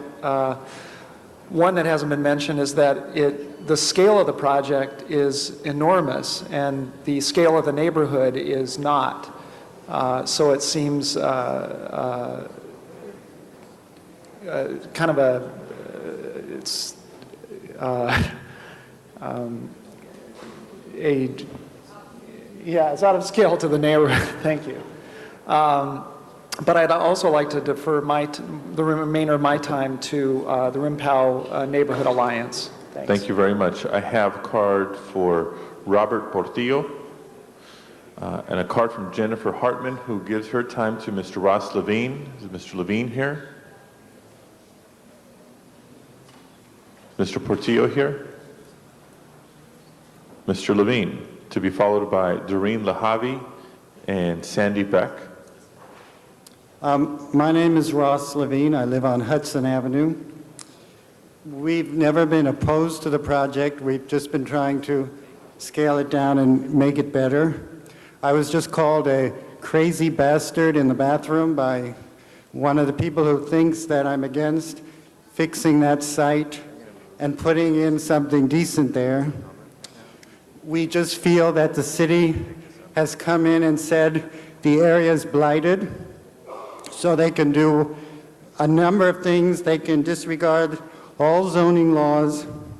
They can disregard the need for an EIR. They can bring in 2 very large retail box stores that make it so there's no room for any landscaping or other amenities. Because of these 2 stores, the other big business we're going to get down there is a storage facility. I don't see a storage facility in the Beverly Center or in other shopping areas, but our blighted neighborhood is going to have this kind of a situation. Thank you. And I don't think this would happen in Beverly Hills or West LA, but in a blighted neighborhood, it's okay to do these kind of things. Thank you, Mr. Levine. And you must be pretty popular. I have a card from Roberta Fradera and Toby Kaplan, who also deferred to you. Council. Let me just say one more thing then, since they gave me their time. Apparently, I think it's been said that Venice Boulevard, Crenshaw, La Brea, Pico should be enough to get people in and out of this project that the developer says is not going to bring a lot more traffic. So at least, if you do nothing else, protect the streets around the residential streets like Rimpaw, Hudson, West, around this massive thing, and give the people on those streets a say in whatever the traffic mitigation monies that are going to be spent. Give those people a say in that, in those decisions. The official neighborhood associations are not representing the people who live on the front lines. They are representing people who live far enough away that it's not going to affect them in that way as much. Thank you very much. Doreen Lahavi, Ms. Sandy Beck, and Maria Loya. Yes, I'm Doreen Lahavi. I live on Rimpaw. I'm very concerned about the traffic, and I would like to defer my time to Maggie Parr. Thank you. I'd like to add one more thing, talking about the history of this project. You hear a lot about Rimpaw being a collector street. Collector street is meant to collect cars from arteries, not to serve private commercial interests. Also, the solutions that have currently been offered up to this point are not real solutions. The Neighborhood Protection Fund does not include representatives from Rimpaw Neighborhood Alliance, Brookside, or Hancock Park, the groups most affected by traffic on Rimpaw. And just limiting egress is not enough because this is the main entrance to the project. It is called Pico Plaza, not Venice Plaza. So again, we're asking for blocking direct ingress and egress. Thank you. Thank you. Ms. Sandy Beck, Maria Loya, and Sally Ariste. Thank you, Mr. President, members of the City Council. I'm Sandy Beck. I'm a 28-year resident of Brookside. I'm a real estate agent in the area, and I would like to speak to the fact that increased traffic on Rimpaw will lower property values. So that's my statement, my message to the City Council. It's going to be clear if Rimpaw is used as the street for entrance or egress that property values will drop. This is a residential area, and it should not suffer because of this project. It can go forward without using Rimpaw. Thank you very much. Maria Loya, Sally Ariste, and Nihon Shapiro. Hi, I don't know if there's a mistake because I'm here to speak on item number 12. Okay, then we'll move your card to that item. Okay, thanks. Sally Ariste, Nihon Shapiro, and Paul, is it Herda? I'm Sally Aristi. I live on Rimpaw Boulevard. And at a June 25th meeting with Councilman Holden, he personally assured us that the planned Rimpaw Boulevard entrance for the Pico Plaza project was wrong, and he would correct it. I would like to believe that my councilman will keep his word. I would like to see this corrected in writing before this developer is permitted to start, and I would also request that the Rimpaw Neighborhood Alliance be included in all traffic mitigation plans. Thank you. Thank you very much. Mr. Shapiro, Paul Herda, and Reina Castro. I'm Milt Shapiro, and I live in the area, and I just want to relate to you and substantiate some of the instances as far as traffic is concerned. I deal with Home Depot, and I deal with Costco on a vendor relationship. I know what the traffic is, and although the developers are saying that there would be just under 8% increase in traffic, that just isn't an accurate statement. And I'm concerned about the LA high school students who are off of Rimpau and so forth, and I'm asking the council to look at mitigation of the traffic and divert it from the north-south streets, Rimpau, and the adjacent streets. Thank you.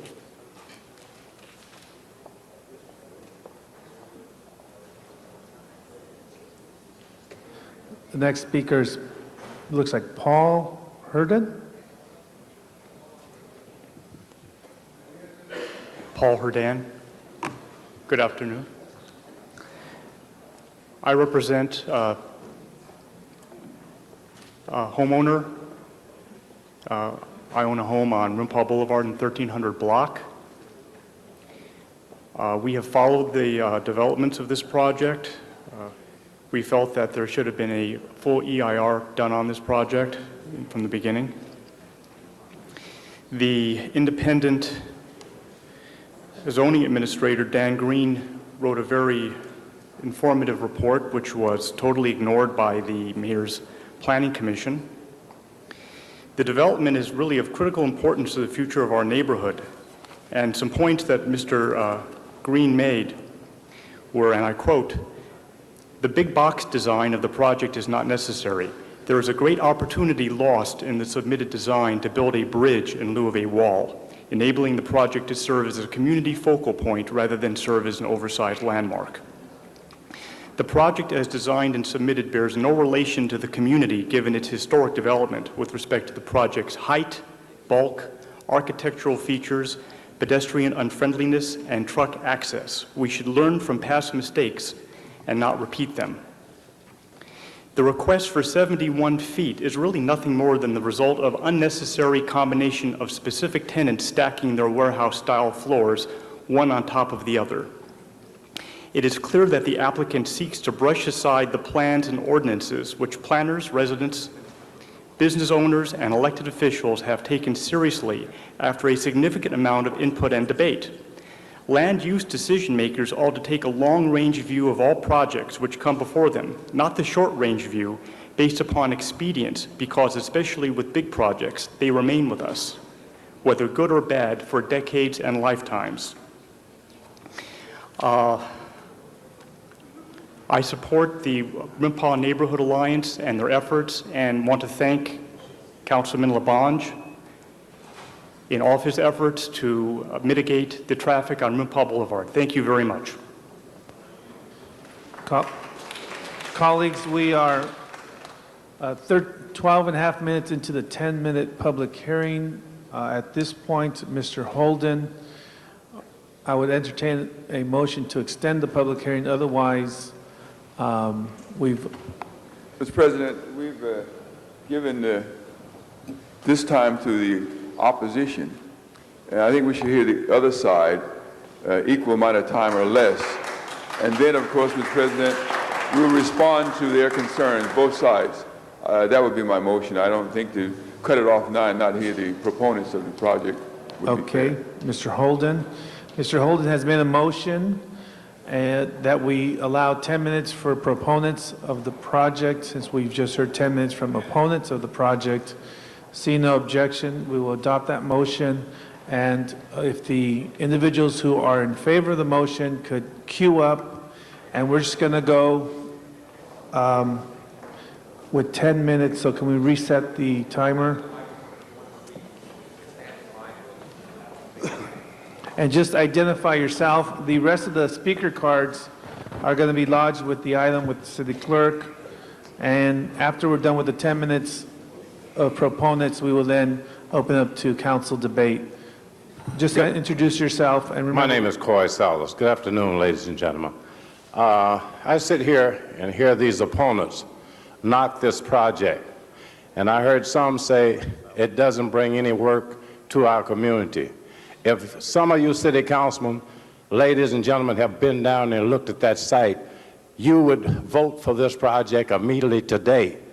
It looks terrible, and our city councilmen have worked hard with these people to bring in this project, and we need this project approved. As don't let a handful, the 1 or 2 people over here sit around and hold you all hostage. That is wrong, and it shouldn't happen. So let's get this thing off the ground. Let's get going with it. Good afternoon, members of council. My name is Milton Gaines. I'm the past president of the Longwood Area Neighborhood Association. We represent over 500 residents within the area. We are in need of this project. We have supported the project from day one, with exception.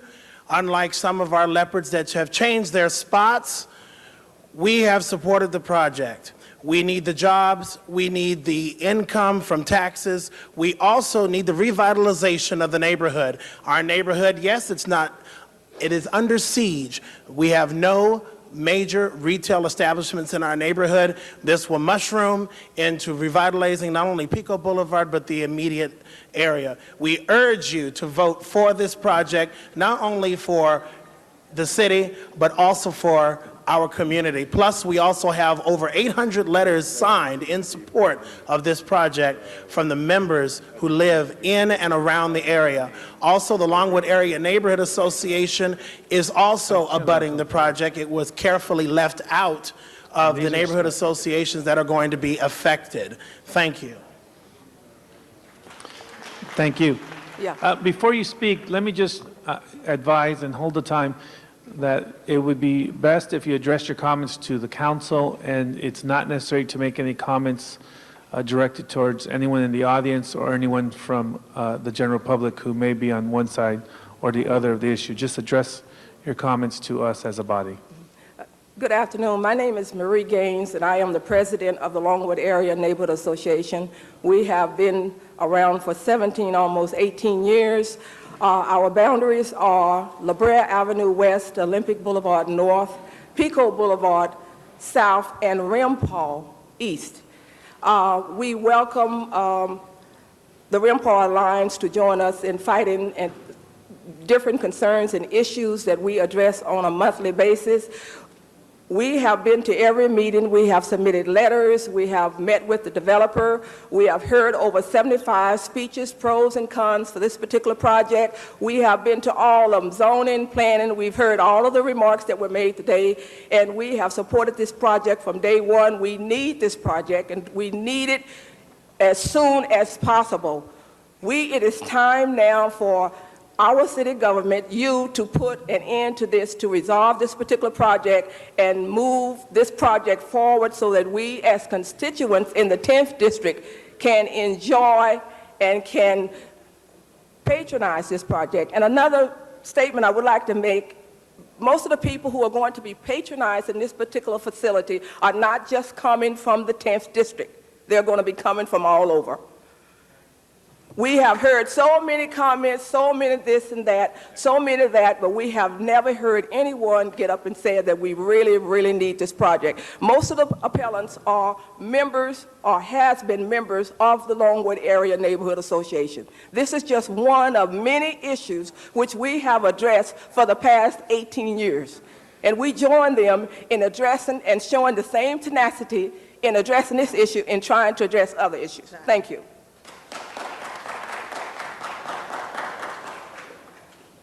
Go ahead. Good afternoon, council members. I want to express my honorable Nate Holman.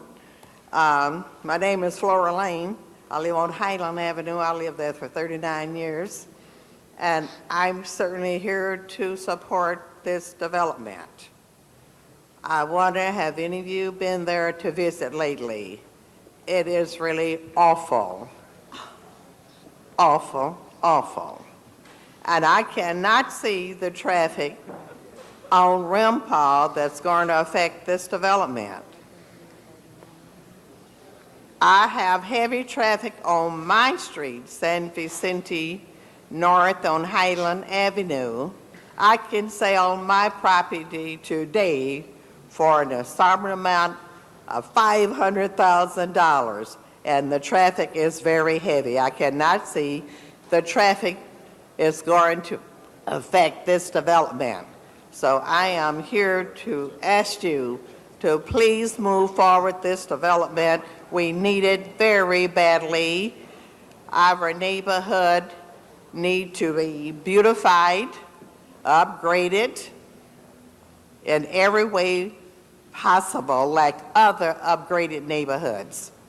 So therefore, I'm asking you to support and approve this development today so we will not lose no more time. Time is the essence for everything. I don't know what the cause of this development may take us, but let's give it a chance and let's roll. Good afternoon, everyone. My name is Vanita Lark, and I'm the president of Wellington Square Improvement Association. I'm also representing residents at Victoria Park. There's over 400 houses that I'm representing today, and I am excited about the project, and I can't wait for it to happen. Thank you, everybody. Yeah, that's very good. Good afternoon, ladies and gentlemen. My name is Harmon Smith. I'm a recent new homeowner on Kenniston Avenue. I grew up in the country where things are very slow and things don't change very often. I moved to the city because the city is a place of activity and a place that renews itself frequently. I'm excited at the prospect of a new development at the foot of my street that will provide building materials and things to help me and my neighbors renew their neighborhood. I urge your support. Thank you. Before you speak, we're down to about 3 more minutes, so if you could keep your comments to a minute each, it would facilitate the process. All right. I agree with the previous speakers. I just want to add that the lifestyle of today have changed, where there are 3 and 4 cars. So there's a lot of cars per family, and and I've been in the neighborhood for 40 years, and we have school buses coming up our street, but we learn to tolerate it. So that's what we have to do. Yep. Thank you. And what was your name? Bertha Bow. Bertha Bow. Thank you. Good afternoon. My name is Dorothy Posnick, and I live on the corner of 12th and Hudson, so I am in the middle, very close to what's going on. I support the Planning Commission's report and the report as it is in the today's agenda. I also say that this process has been going on for a year, and we really need to move. We need that economic development in our community as it is in other communities. So I entreat you to support the recommendations that are presented.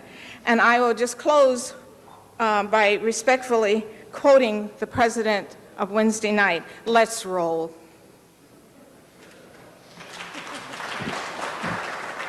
Good afternoon, honorable council members. My name is John Herod. I am a 38-year resident of Lafayette Square, past president, immediate past president after 10 years. I have heard comments about concerns of traffic congestion, outsized buildings, lack of landscaping, other factors. However, all of us must remember that whenever there is a change for the better, there's always something that is going to be disadvantageous or inconvenient. The only way that we can live with that is to adapt to it and adopt to it and make adjustments for it. That site has been a blight for too many years. I remember when Sears was in full swing. The traffic was bad then. Will the traffic be that much worse now? I doubt it. But regardless, we must give it a chance. Let's get the jobs. Let's get the merchandise. Let's get the stores. Thank you. Good afternoon, Council. Mr. Holden. My name is Martin Andara. I'm with the Mid-City Chamber of Commerce, and on behalf of the membership and the Board of Directors, we approved the project. We hope that it goes through, and it will be a welcome addition to the neighborhood, and will return the area to the commercial center that it always was. Thank you. Good afternoon, Mr. President and members of the council. I'm Jackie DuPont Walker, a 31-year resident of Lafayette Square and the chair of the Mid-City PAC. We appreciate your listening today. We appreciate the leadership of our council member, Mr. Holden. He wants for our community what each of you want for your community. And if you agree with us, that means you would vote for Pico Plaza. We urge your vote, and we thank you in advance for your support.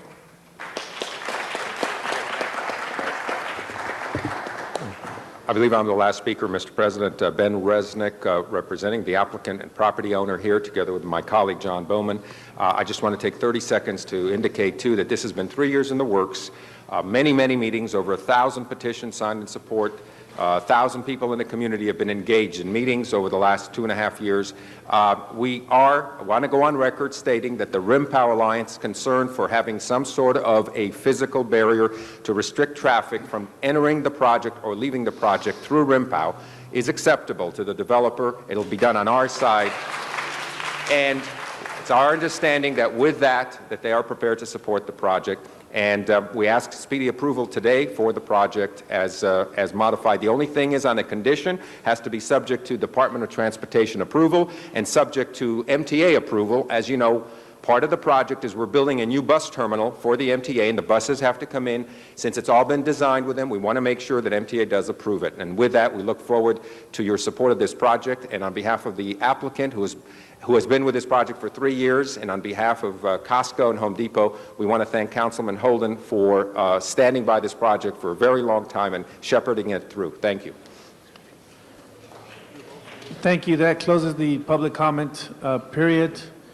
We have 3 speakers, Reyes, Garcetti, and Holden. Out of deference, I'm going to start with the council member from the district, Mr. Holden. Mr. President, members, I want to thank all parties who came, all the individuals who came to speak on this project today. I know you've been waiting a long time to be heard, and I thank you for that. But I hope your concerns have been answered with the modification of the way we're going to enter the project and leave the project right there at Rampart.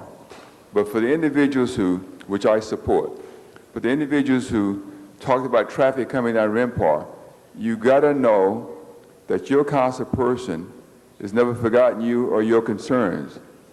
When they put that bus turnaround station in there, I gave you the assurance that they would not be using Rampart, and they are not using Rampart. You asked for, and you didn't demand, a stop sign between Pico and Olympic. Do you have a 4-way stop sign? Yes or no? Do you have one? Yes. It was for the good and safety of the community. So you can't, ma'am, you shaking your head. That stop sign is there unless you know the area. You may not have asked for it because you didn't live on Rampart. But the people who lived on Rampart asked for the stop sign. Now you can vote against this project. You can file your lawsuit if you want to. And at this point in time, hearing how your attitude is, do what you like. I put the stop sign. I am responsive to the people in that neighborhood. When they ask that something be done, the streets have been resurfaced throughout that neighborhood. They was not there. It was not done before I got elected there. I have been responsive, and for the people who lived in the neighborhood for a number of years are aware of that. Now, if you're not aware of that 4-way stop sign, then I got a problem with it. The fact of the matter is that this is the first time that this council has an opportunity to vote on a project that the mayor has had an opportunity to vote on the project. The mayor is considered part of his economic development task force, which just announced last week in terms of bringing more jobs and job opportunities into the area. Now, for those who live in the area, know it's a blighted area. That you know. When I walk through the area looking at the sidewalks improvements that we made in the area, the people say, Mr. Holden, when are you going to do something about that blighted area? When are you going to clean it up?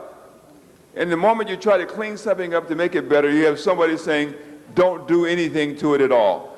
You get to the point you're going to decide, well, don't do anything.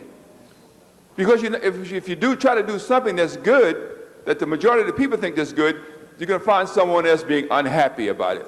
Now, I must tell you, I lived in the area since 1960, and I must tell you this. You had Sears, you had Emporiums, you had all those businesses in the area, and the traffic was there then. It certainly won't be any worse than it is now. In Victoria Square, you asked that the area, for those of you who live in that area, you asked that the street in Victoria be closed off to traffic coming in. Is it closed off? Yes, it's closed off, per your request. You asked that you have a closed neighborhood.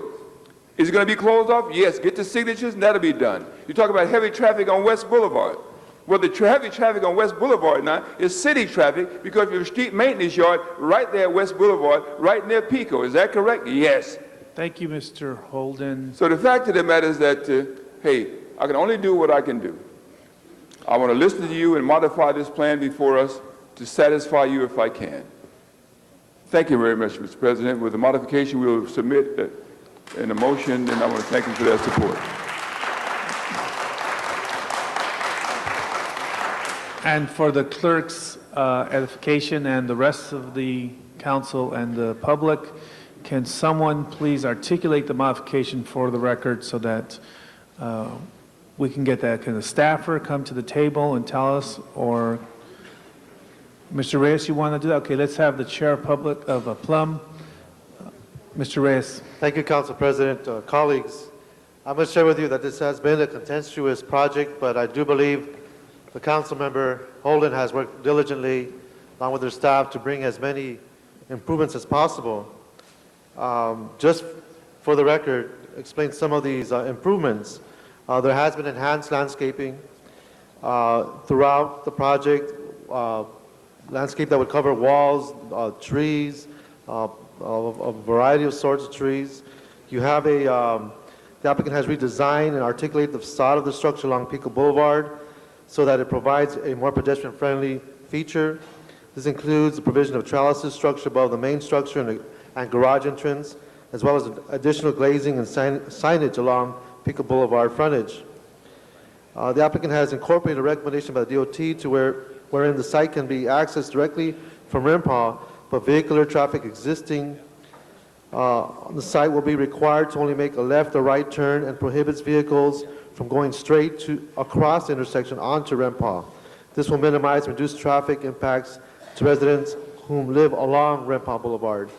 A $300,000 neighborhood protection fund will also be provided that will be available to address other traffic impacts arising from the project that will not sunset for a period of 5 years. And my understanding that what's not in the report is that that we would allow DOT to work on the design of the ingress and egress along with the applicant so they can improve the access issues. And well, finally, the Plum report does recommend approval. There's been quite a bit of work already done on this, and you do have a significant effort on the city side and the surrounding communities to improve this project. Mr. Zine. Thank you, Mr. President and colleagues. When I was a little boy growing up in Los Angeles, I remember going to the Sears site down at that location and seeing the guard tower they had providing security. And I remember all my years working in the Wilshire area, how that facility went through change, went through negative change. And it continually went through negative change, and finally to the point you are today, where it's in terrible condition. And when I look at Los Angeles wanting to be business friendly and tell business to come locate in Los Angeles, we encourage people to locate in our arena. We want to have neighborhoods participate. I look at this project, which is a mega project on a humongous piece of property in the central core of the city where we have high unemployment, high crime, a lot of problems, and this particular operation will solve. I think that the contingents that are put in place will satisfy the neighborhood, will bring in increased jobs to the area, increase the sales tax revenues for our city, employ all these people. I think it's a win all the way around. I hear that the people want to make it happen, and I also hear about the neighborhoods that want to be protected, and I support both those. And I think what you have is a tremendous project that I'm sure the Councilman Nate Holden put a lot of work and effort into. But this is exactly what we're trying to do for Los Angeles, is bring in business, make people happy in the arena, let neighborhoods know that we're concerned with them. This morning, Councilmember Garcetti, myself, and Councilmember Ridley Thomas attended the Highland Hollywood opening, which is what we're trying to turn the city around. And we're trying to make it accessible, responsive, make those things happen. And that's exactly what this project does. I give my full support to it, and I'm proud to say that in the West San Fernando Valley, we would love to have a development like this come in, and we would work with the developers to have that come into the West San Fernando Valley, where we have deteriorating communities, and we want to improve them. My congratulations to my colleague, Councilman Holden, for his fine work on this, and to the developers and all of the community to make it happen. Thank you, Mr. Zine. Any other members wishing to speak? Seeing none, Mr. Clerk, please. Mr. Labange, here we go. Thank you very much, Mr. President. I hit the wrong button, but I hope to not do that again. I want to thank everybody for coming down today to voice their concerns, and I want to thank everybody for being able to work it out, because that's what we have to do. You have a councilman here who has always tried to work it out, and I'm just joining the ranks, 8 days here on the job, and we work something out, and we keep looking at it. We want to keep looking at it and address issues in the future of any mitigation around Victoria Park or things that needs to get done. And I know in any project you just spoke of, Councilman Zine, the new Hollywood Highland project in Mr. Garcetti's district, we're going to have to constantly look at those projects, the new farmers market that's coming, the Grove out on 3rd Street, to improve traffic, because traffic is what has concerned people in Los Angeles. As someone who has just got here 8 days ago, when I was out there, that's all they talked about is traffic and quality of life. This will improve the quality of life and take an eyesore that's in mid-city that will bring jobs to people, which are very important, but also protect and enhance neighborhoods. So I just rise to support Councilman Holden and his ability to bring people together and work on a project that will have long-lasting benefits and protect the community. Thank you very much. Thank you, Mr. Labange. Before we take a vote on the item, I want to make sure we all understand what we're voting on. And Mr. Holden, maybe you can help us here. Mr. Holden, the matter in your district, several speakers referenced something being resolved. Does the report, the matter itself, reflect any changes necessary before we take a vote?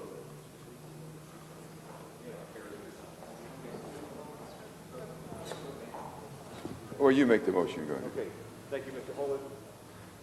Mr. President, just a motion there that on this particular project, on the property side of the project, the Department of Transportation has approved what we call a pork chop type, a physical barrier, and I want to be specific to that, a physical barrier that prevents traffic going southbound on Rimpaw into the project directly, that there will be left turn only egress and left turn and only ingress to the project. That motion. That clarify it. Mr. Takasaki, would you come up here, please? There's somebody from DOT who can Thank you. give us the more precise language. I'm Robert Takasaki with the Transportation Department. What our department has agreed to is having some sort of a physical barrier in the project driveway that would prevent project traffic that exits onto the intersection of Pico and Rimpaw from going straight across the intersection north on Rimpaw. They would have to make either a left or a right turn onto Pico. For traffic that's coming southbound on Rimpaw, they can only make a left or a right turn. There would be some sort of a physical barrier that would prevent the southbound traffic from going straight across the intersection into the project driveway. We want to make sure that this is also satisfactory to the MTA because they have buses on Pico Boulevard that make a westbound left turn, and they'll be making this westbound left turn into the project driveway to access the new transit center that's being relocated on the site. Mr. Holden? I support that, Mr. President, but with the concurrence of DOT, as he stated, and MTA signing off. And the reason why you have to say that is because you have the blue line coming in, which is Santa Monica line. You also have MTA buses using that turnaround station as well. And we have made sure, I got assurance from MTA that they would not go north on Rimpaw, even as they use this station. They're not doing that. I'll give you the same assurance here, Mr. President, members of the council, and and also to the general public that this will be the case as it relates to the development of that project. Mr. Reyes. Mr. Reyes passes. Any other questions or comments? Would like to state once again on the record an agreement to this pork chop, and because I've some physical barrier, okay.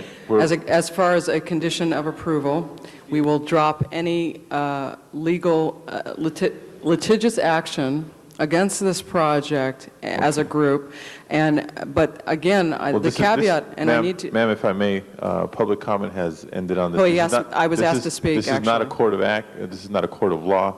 The council will vote, and if you want to take or change your legal recourse, That's fine, under that's a fine. different Then branch of I'll government. retract everything I just stated. Mr. Thank you. Reyes.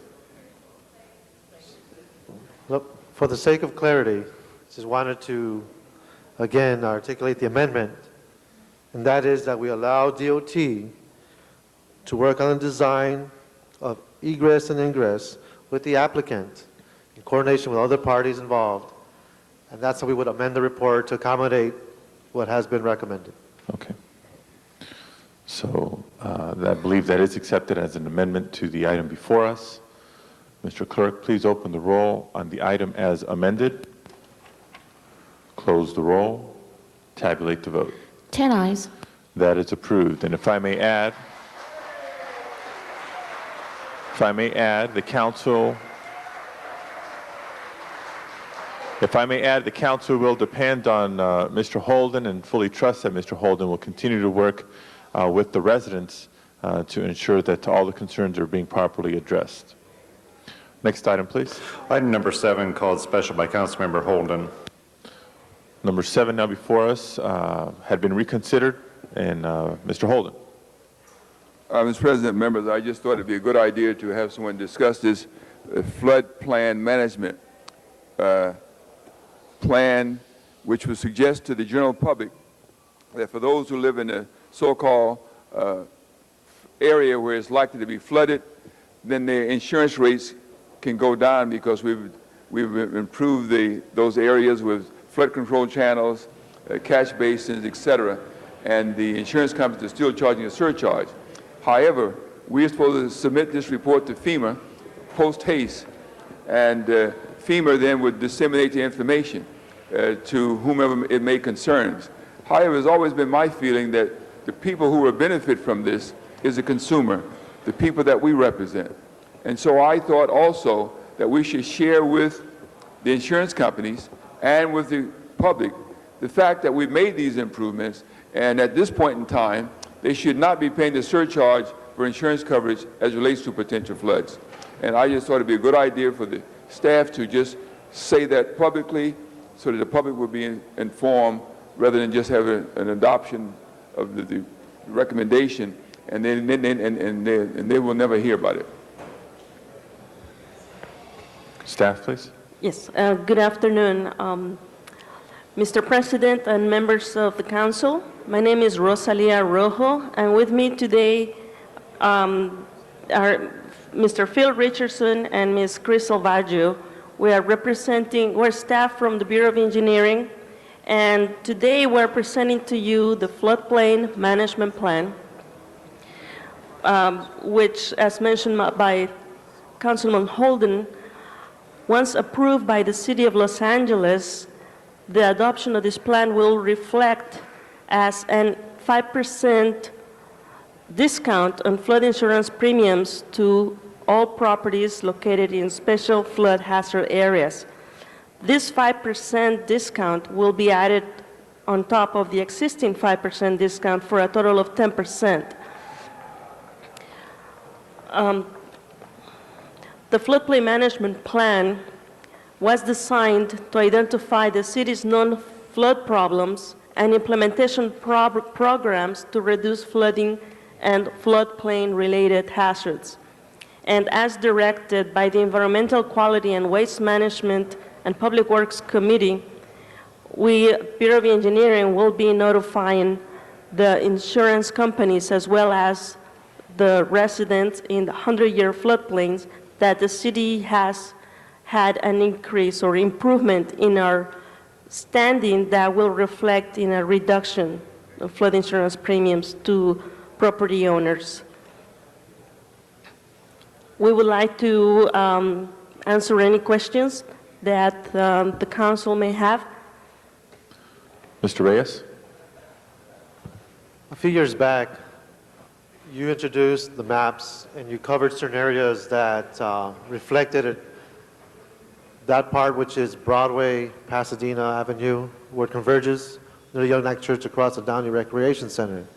And in your plan here, I don't see that, I'm not sure if that area is included or not. I was told that that portion was moved, yet I know constituents were sent information by the various agencies about the fact they had to have insurance for coverage for flood. So I want to make sure that the areas that were once recognized as being an area covered by this floodplain we remain consistent. So I'm just not sure. And unfortunately, I haven't had a chance to revisit those maps, and I don't want to hold you up, but I want to make sure that if we are paying or we are being dealt with in such a way where it is a floodplain, that we are also getting the benefits as well.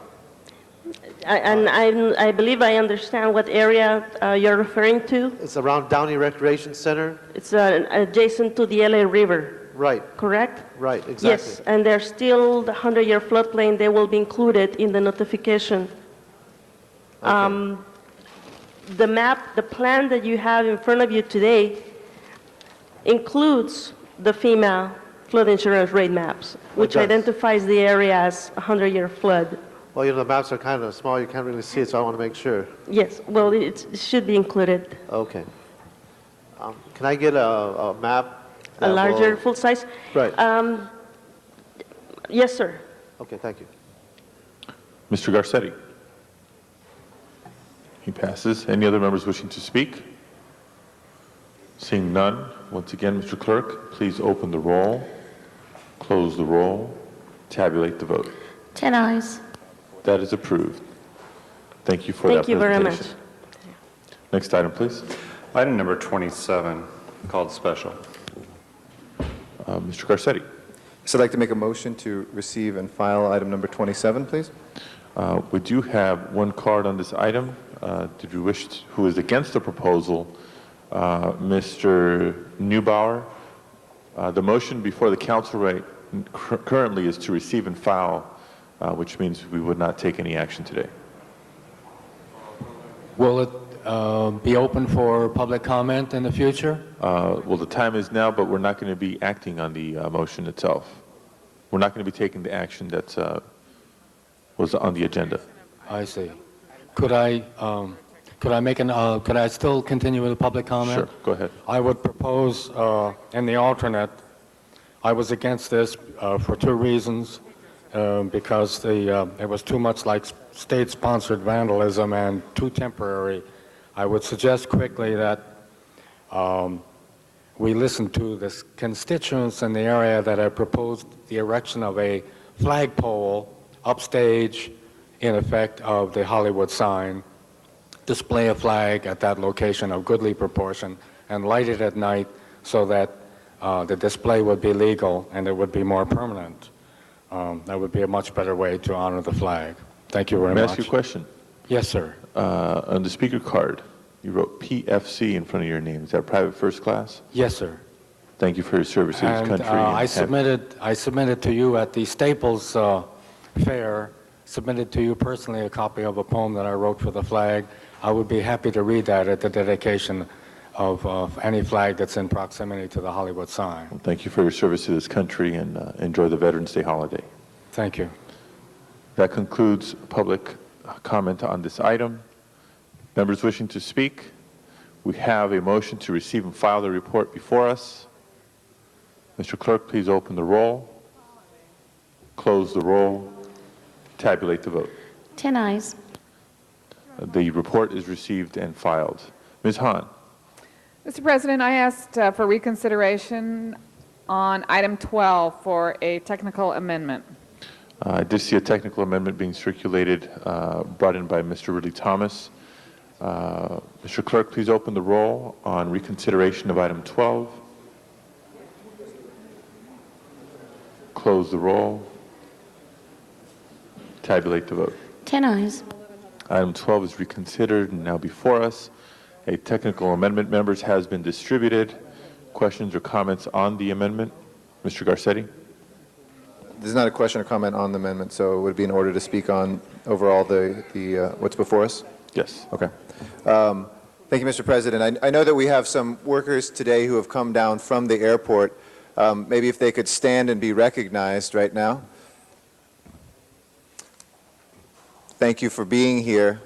Bienvenidos a City Hall. And I'd like to invite maybe a representative or two to come speak on the proposed legislation at the national level. Colleagues, what we did with item 12 was right now we have between the House and Senate a working group, a conference committee working to reconcile the two versions.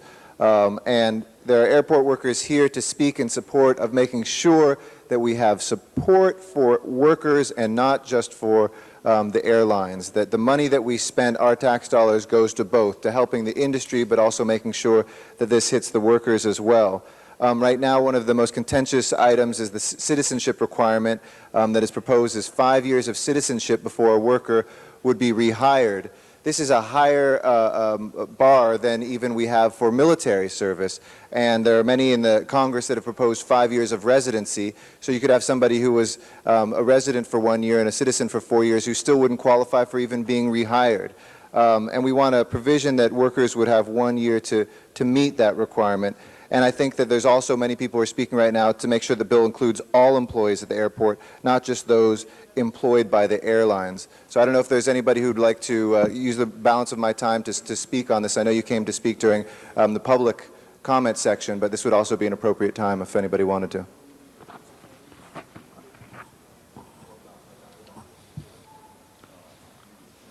Good afternoon. My name is Jason Pope, and I'm here representing SEIU Local 1877. I'm here to show our support of Council Member Ridley Thomas and Council Member Hahn's resolution supporting Congresswoman Jane Harman's bill. We believe that the bill is a responsible one that attempts to help laid-off airport workers at LAX. We ask that our City Council keep in mind the current security screening staff is mostly low-income people of color, many who are immigrants, from some of the poorest communities in LA. As the laid-off airport workers are retrained and rehired, we must ensure that the current security screeners are not displaced in an attempt to assist other laid-off workers. Thank you for your time and your support. And there's a couple other speakers also who would like to come on. Thank you.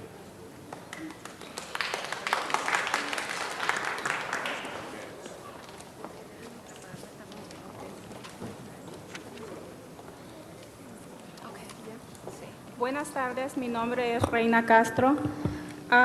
Estamos aquí trabajamos para la compañía World Service.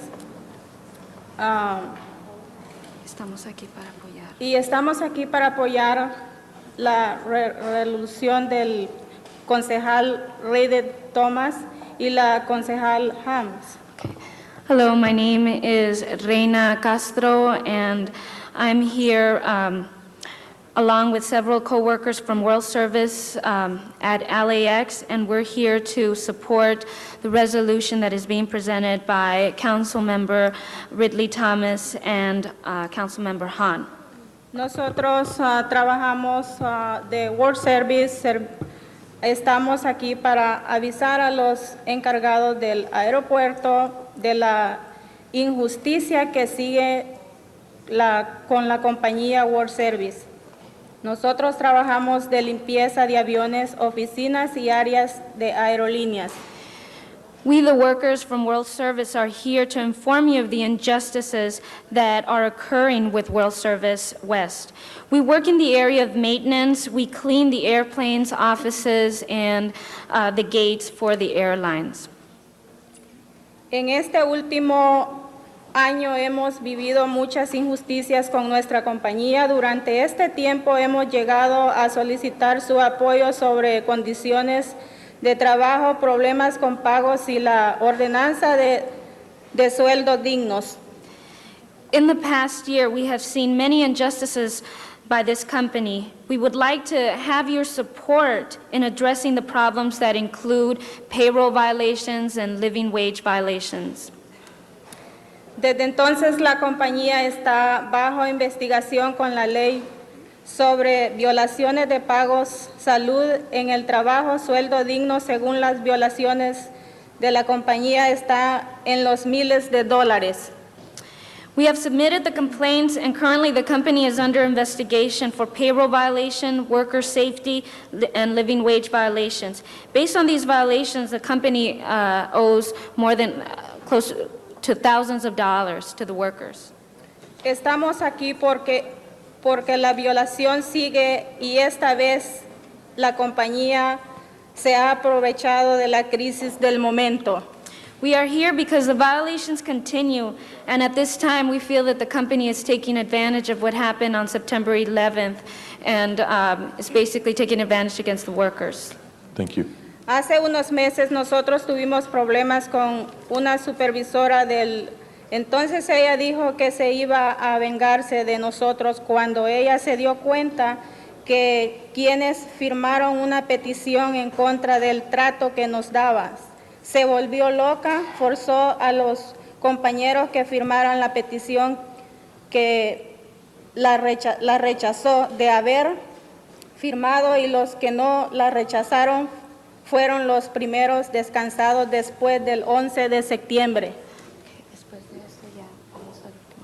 A few months ago, we had a problem with a supervisor. We got together and got a petition to basically denounce all the violations and the treatment against the workers.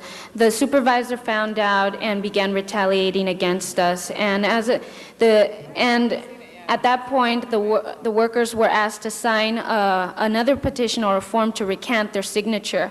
The workers that did not recant their signature were the first ones that were laid off after September 11th. Estamos pidiendo su apoyo para que compañías como World Service hagan las cosas bien o que sean botadas del aeropuerto. Es un insulto que todo esto que ha hecho esta compañía lo haya hecho en terreno de la ciudad. Gracias por su apoyo. We are here again, once again, to ask for your support in addressing the situation with World Service, and we feel that it's an insult that this has occurred on city property, and we request your support on this. Thank you very much. Thank you. Mr. Garcetti?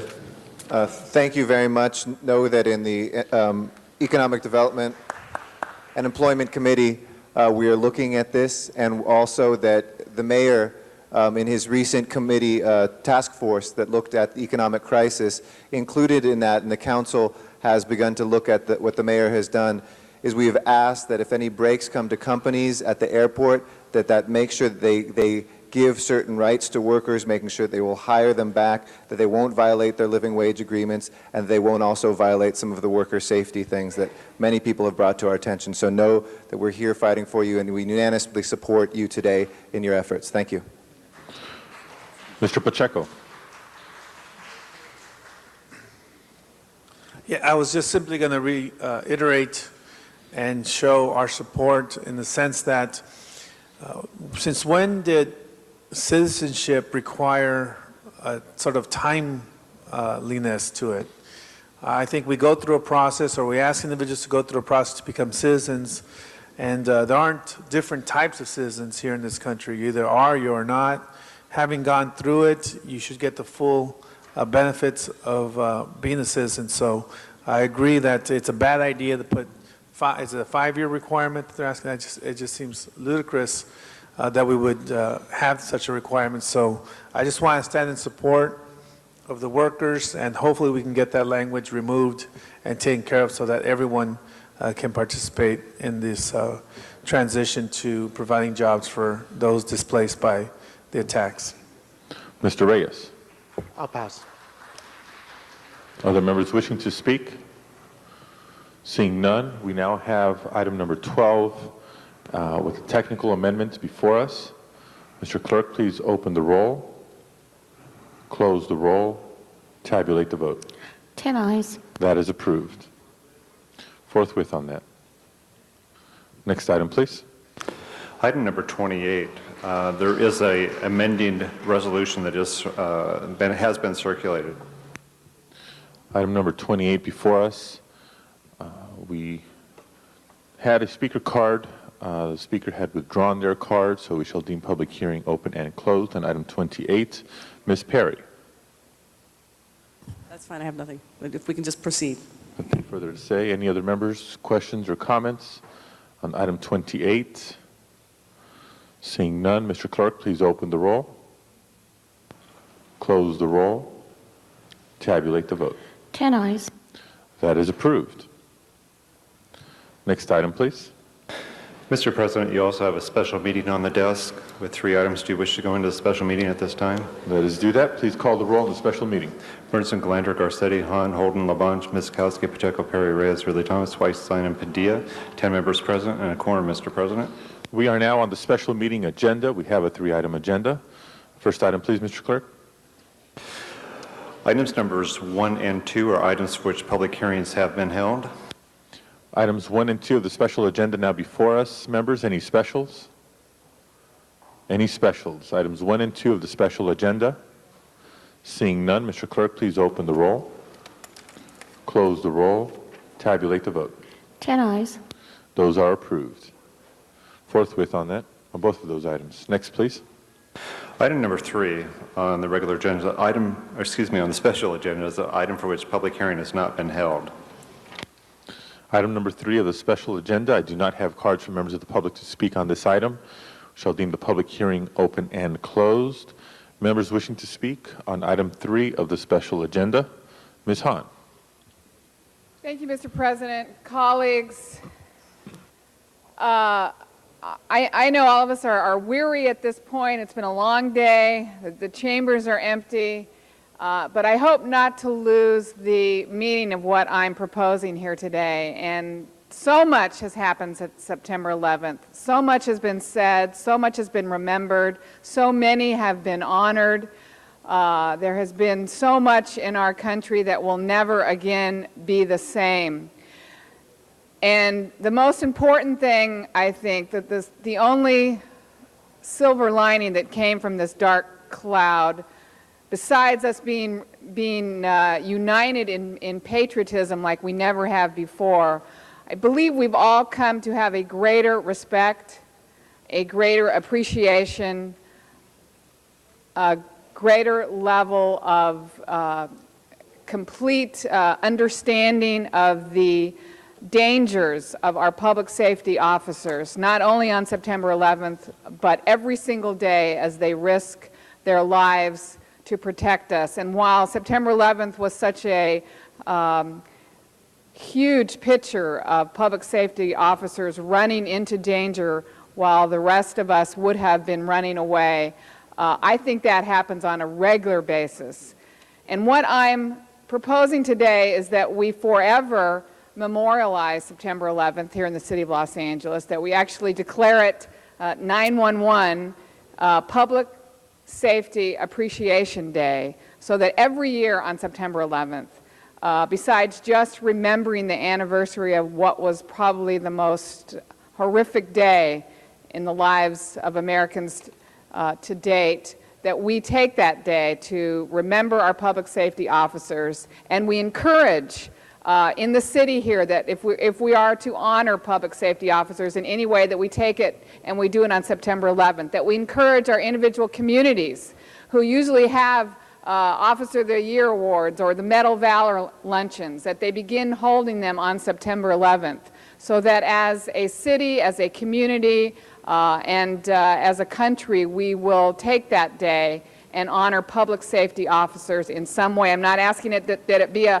holiday, that we stay home, but that we use that day and we recognize that in the city of Los Angeles to be forever Public Safety Appreciation Day 911 here in Los Angeles. And I hope you'll support me on that. Thank you, Ms. Hahn. Mr. Zine. Thank you, Mr. President, colleagues. I seconded that motion when it was presented to me by my colleague, Councilmember Hahn. Strongly support it.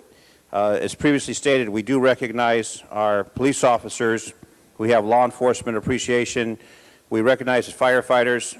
Sometimes we forget about emergency hospital personnel, the doctors, the EMTs, and I think this is a commendable effort by the City of Los Angeles to take one day out of the year to recognize those public safety employees, the bomb squad, the hazardous material squads, the doctors, the nurses, all those city personnel and private sector personnel who provide safety in our community of Los Angeles. So I seconded that motion. I'm proud to say so, and I hope we can pass that for the benefit of all of our public safety personnel that provide the safety for the community of Los Angeles. Thank you, Mr. Zine. Other members wishing to speak? Seeing none, Mr. Clerk, please open the roll, close the roll, tabulate the vote. 10 ayes. That is approved. Mr. Pacheco, do we have a special guest in chambers today?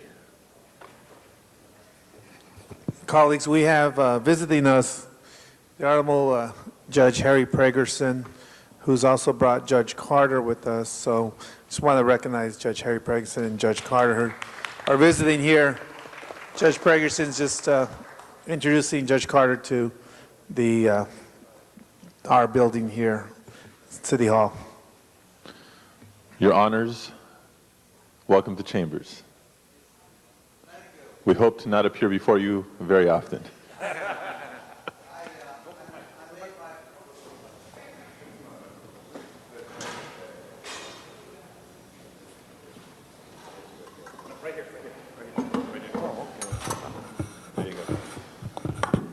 I'm here this afternoon with my very close friend, Judge Dave Carter, who is a federal judge and sits in Orange County, but is handling some very high-profile trials here in downtown Los Angeles. And he'd never been in the City Hall, and I gave him a little history of the City Hall.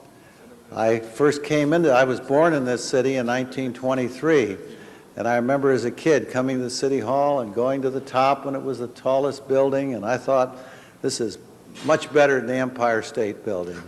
And, you know, it's exciting for me to come back here.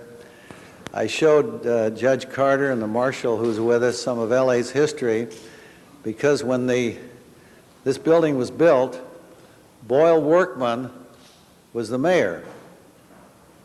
That's Dave Workman's father, I think. And we have Workman Street, we have Boyle Avenue, and we have Boyle Heights. And I'm from Boyle Heights, and I'm always proud to see that name. Thank you. Pleasure. Thank you very much. Thank you. And welcome, as always, to City Hall. Mr. Clerk, next item, please. Do you wish to adjourn the special meeting? We adjourn the special meeting and return to the regular meeting agenda. At the regular meeting, public comment is now before you. An opportunity for members of the public to address the council on items within our jurisdiction but not appearing on today's agenda. The council calls forward Ms. Reina Castro, if she's still here, Stacy Sokol, and Henry Manucheri. Any of those folks still with us? If not, then this now concludes the public comment period for today's agenda. Next item, please. Motions for posting and referral. Those motions are posted and referred. Councilmember Padilla requests to be excused on November 16th to leave at 11:30 for city business. A motion is required. Mr. Weiss moves. Thank you very much. The desk is clear. Any adjourning motions? Please stand.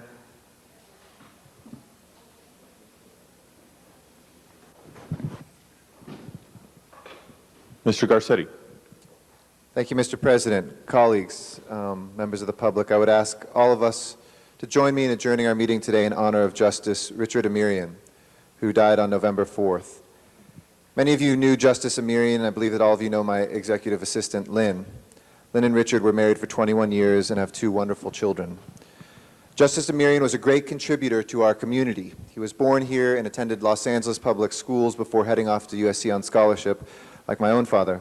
Richard was a Phi Beta Kappa undergrad at USC and the managing editor of the Law Review at USC Law School. When he was appointed to the Municipal Court of Los Angeles in 1970, he was only 32 years old, one of the youngest judges ever appointed. He quickly rose through the ranks, serving as a member of the Los Angeles Superior Court and the Court of Appeals before returning to private practice. He's a dedicated lifetime member of the St. James Armenian Church and was a stalwart of the Western Diocese. He's survived by Lynn and their 2 children, Michael, a lawyer following in his father's footsteps, and Melissa, who's finishing college this year. Michael was with his father in Las Vegas when he had a heart attack while he slept. Richard is also survived by his sister Frances Bazagian and his brothers Dr. Roger Amirian and Dr. Jim Amirian. Mr. Weiss wishes a second on that. Mr. Labange. President, members of the council, on this Veterans Day weekend, which is Monday, the 11th month, the 11th day, in honor of World War I and all veterans of the past who've gone before us, I ask that we join together and adjourn in memory of all veterans who served this country and served this country well. Thank you, Mr. Labange. Any others? Mr. Clerk, please call the roll.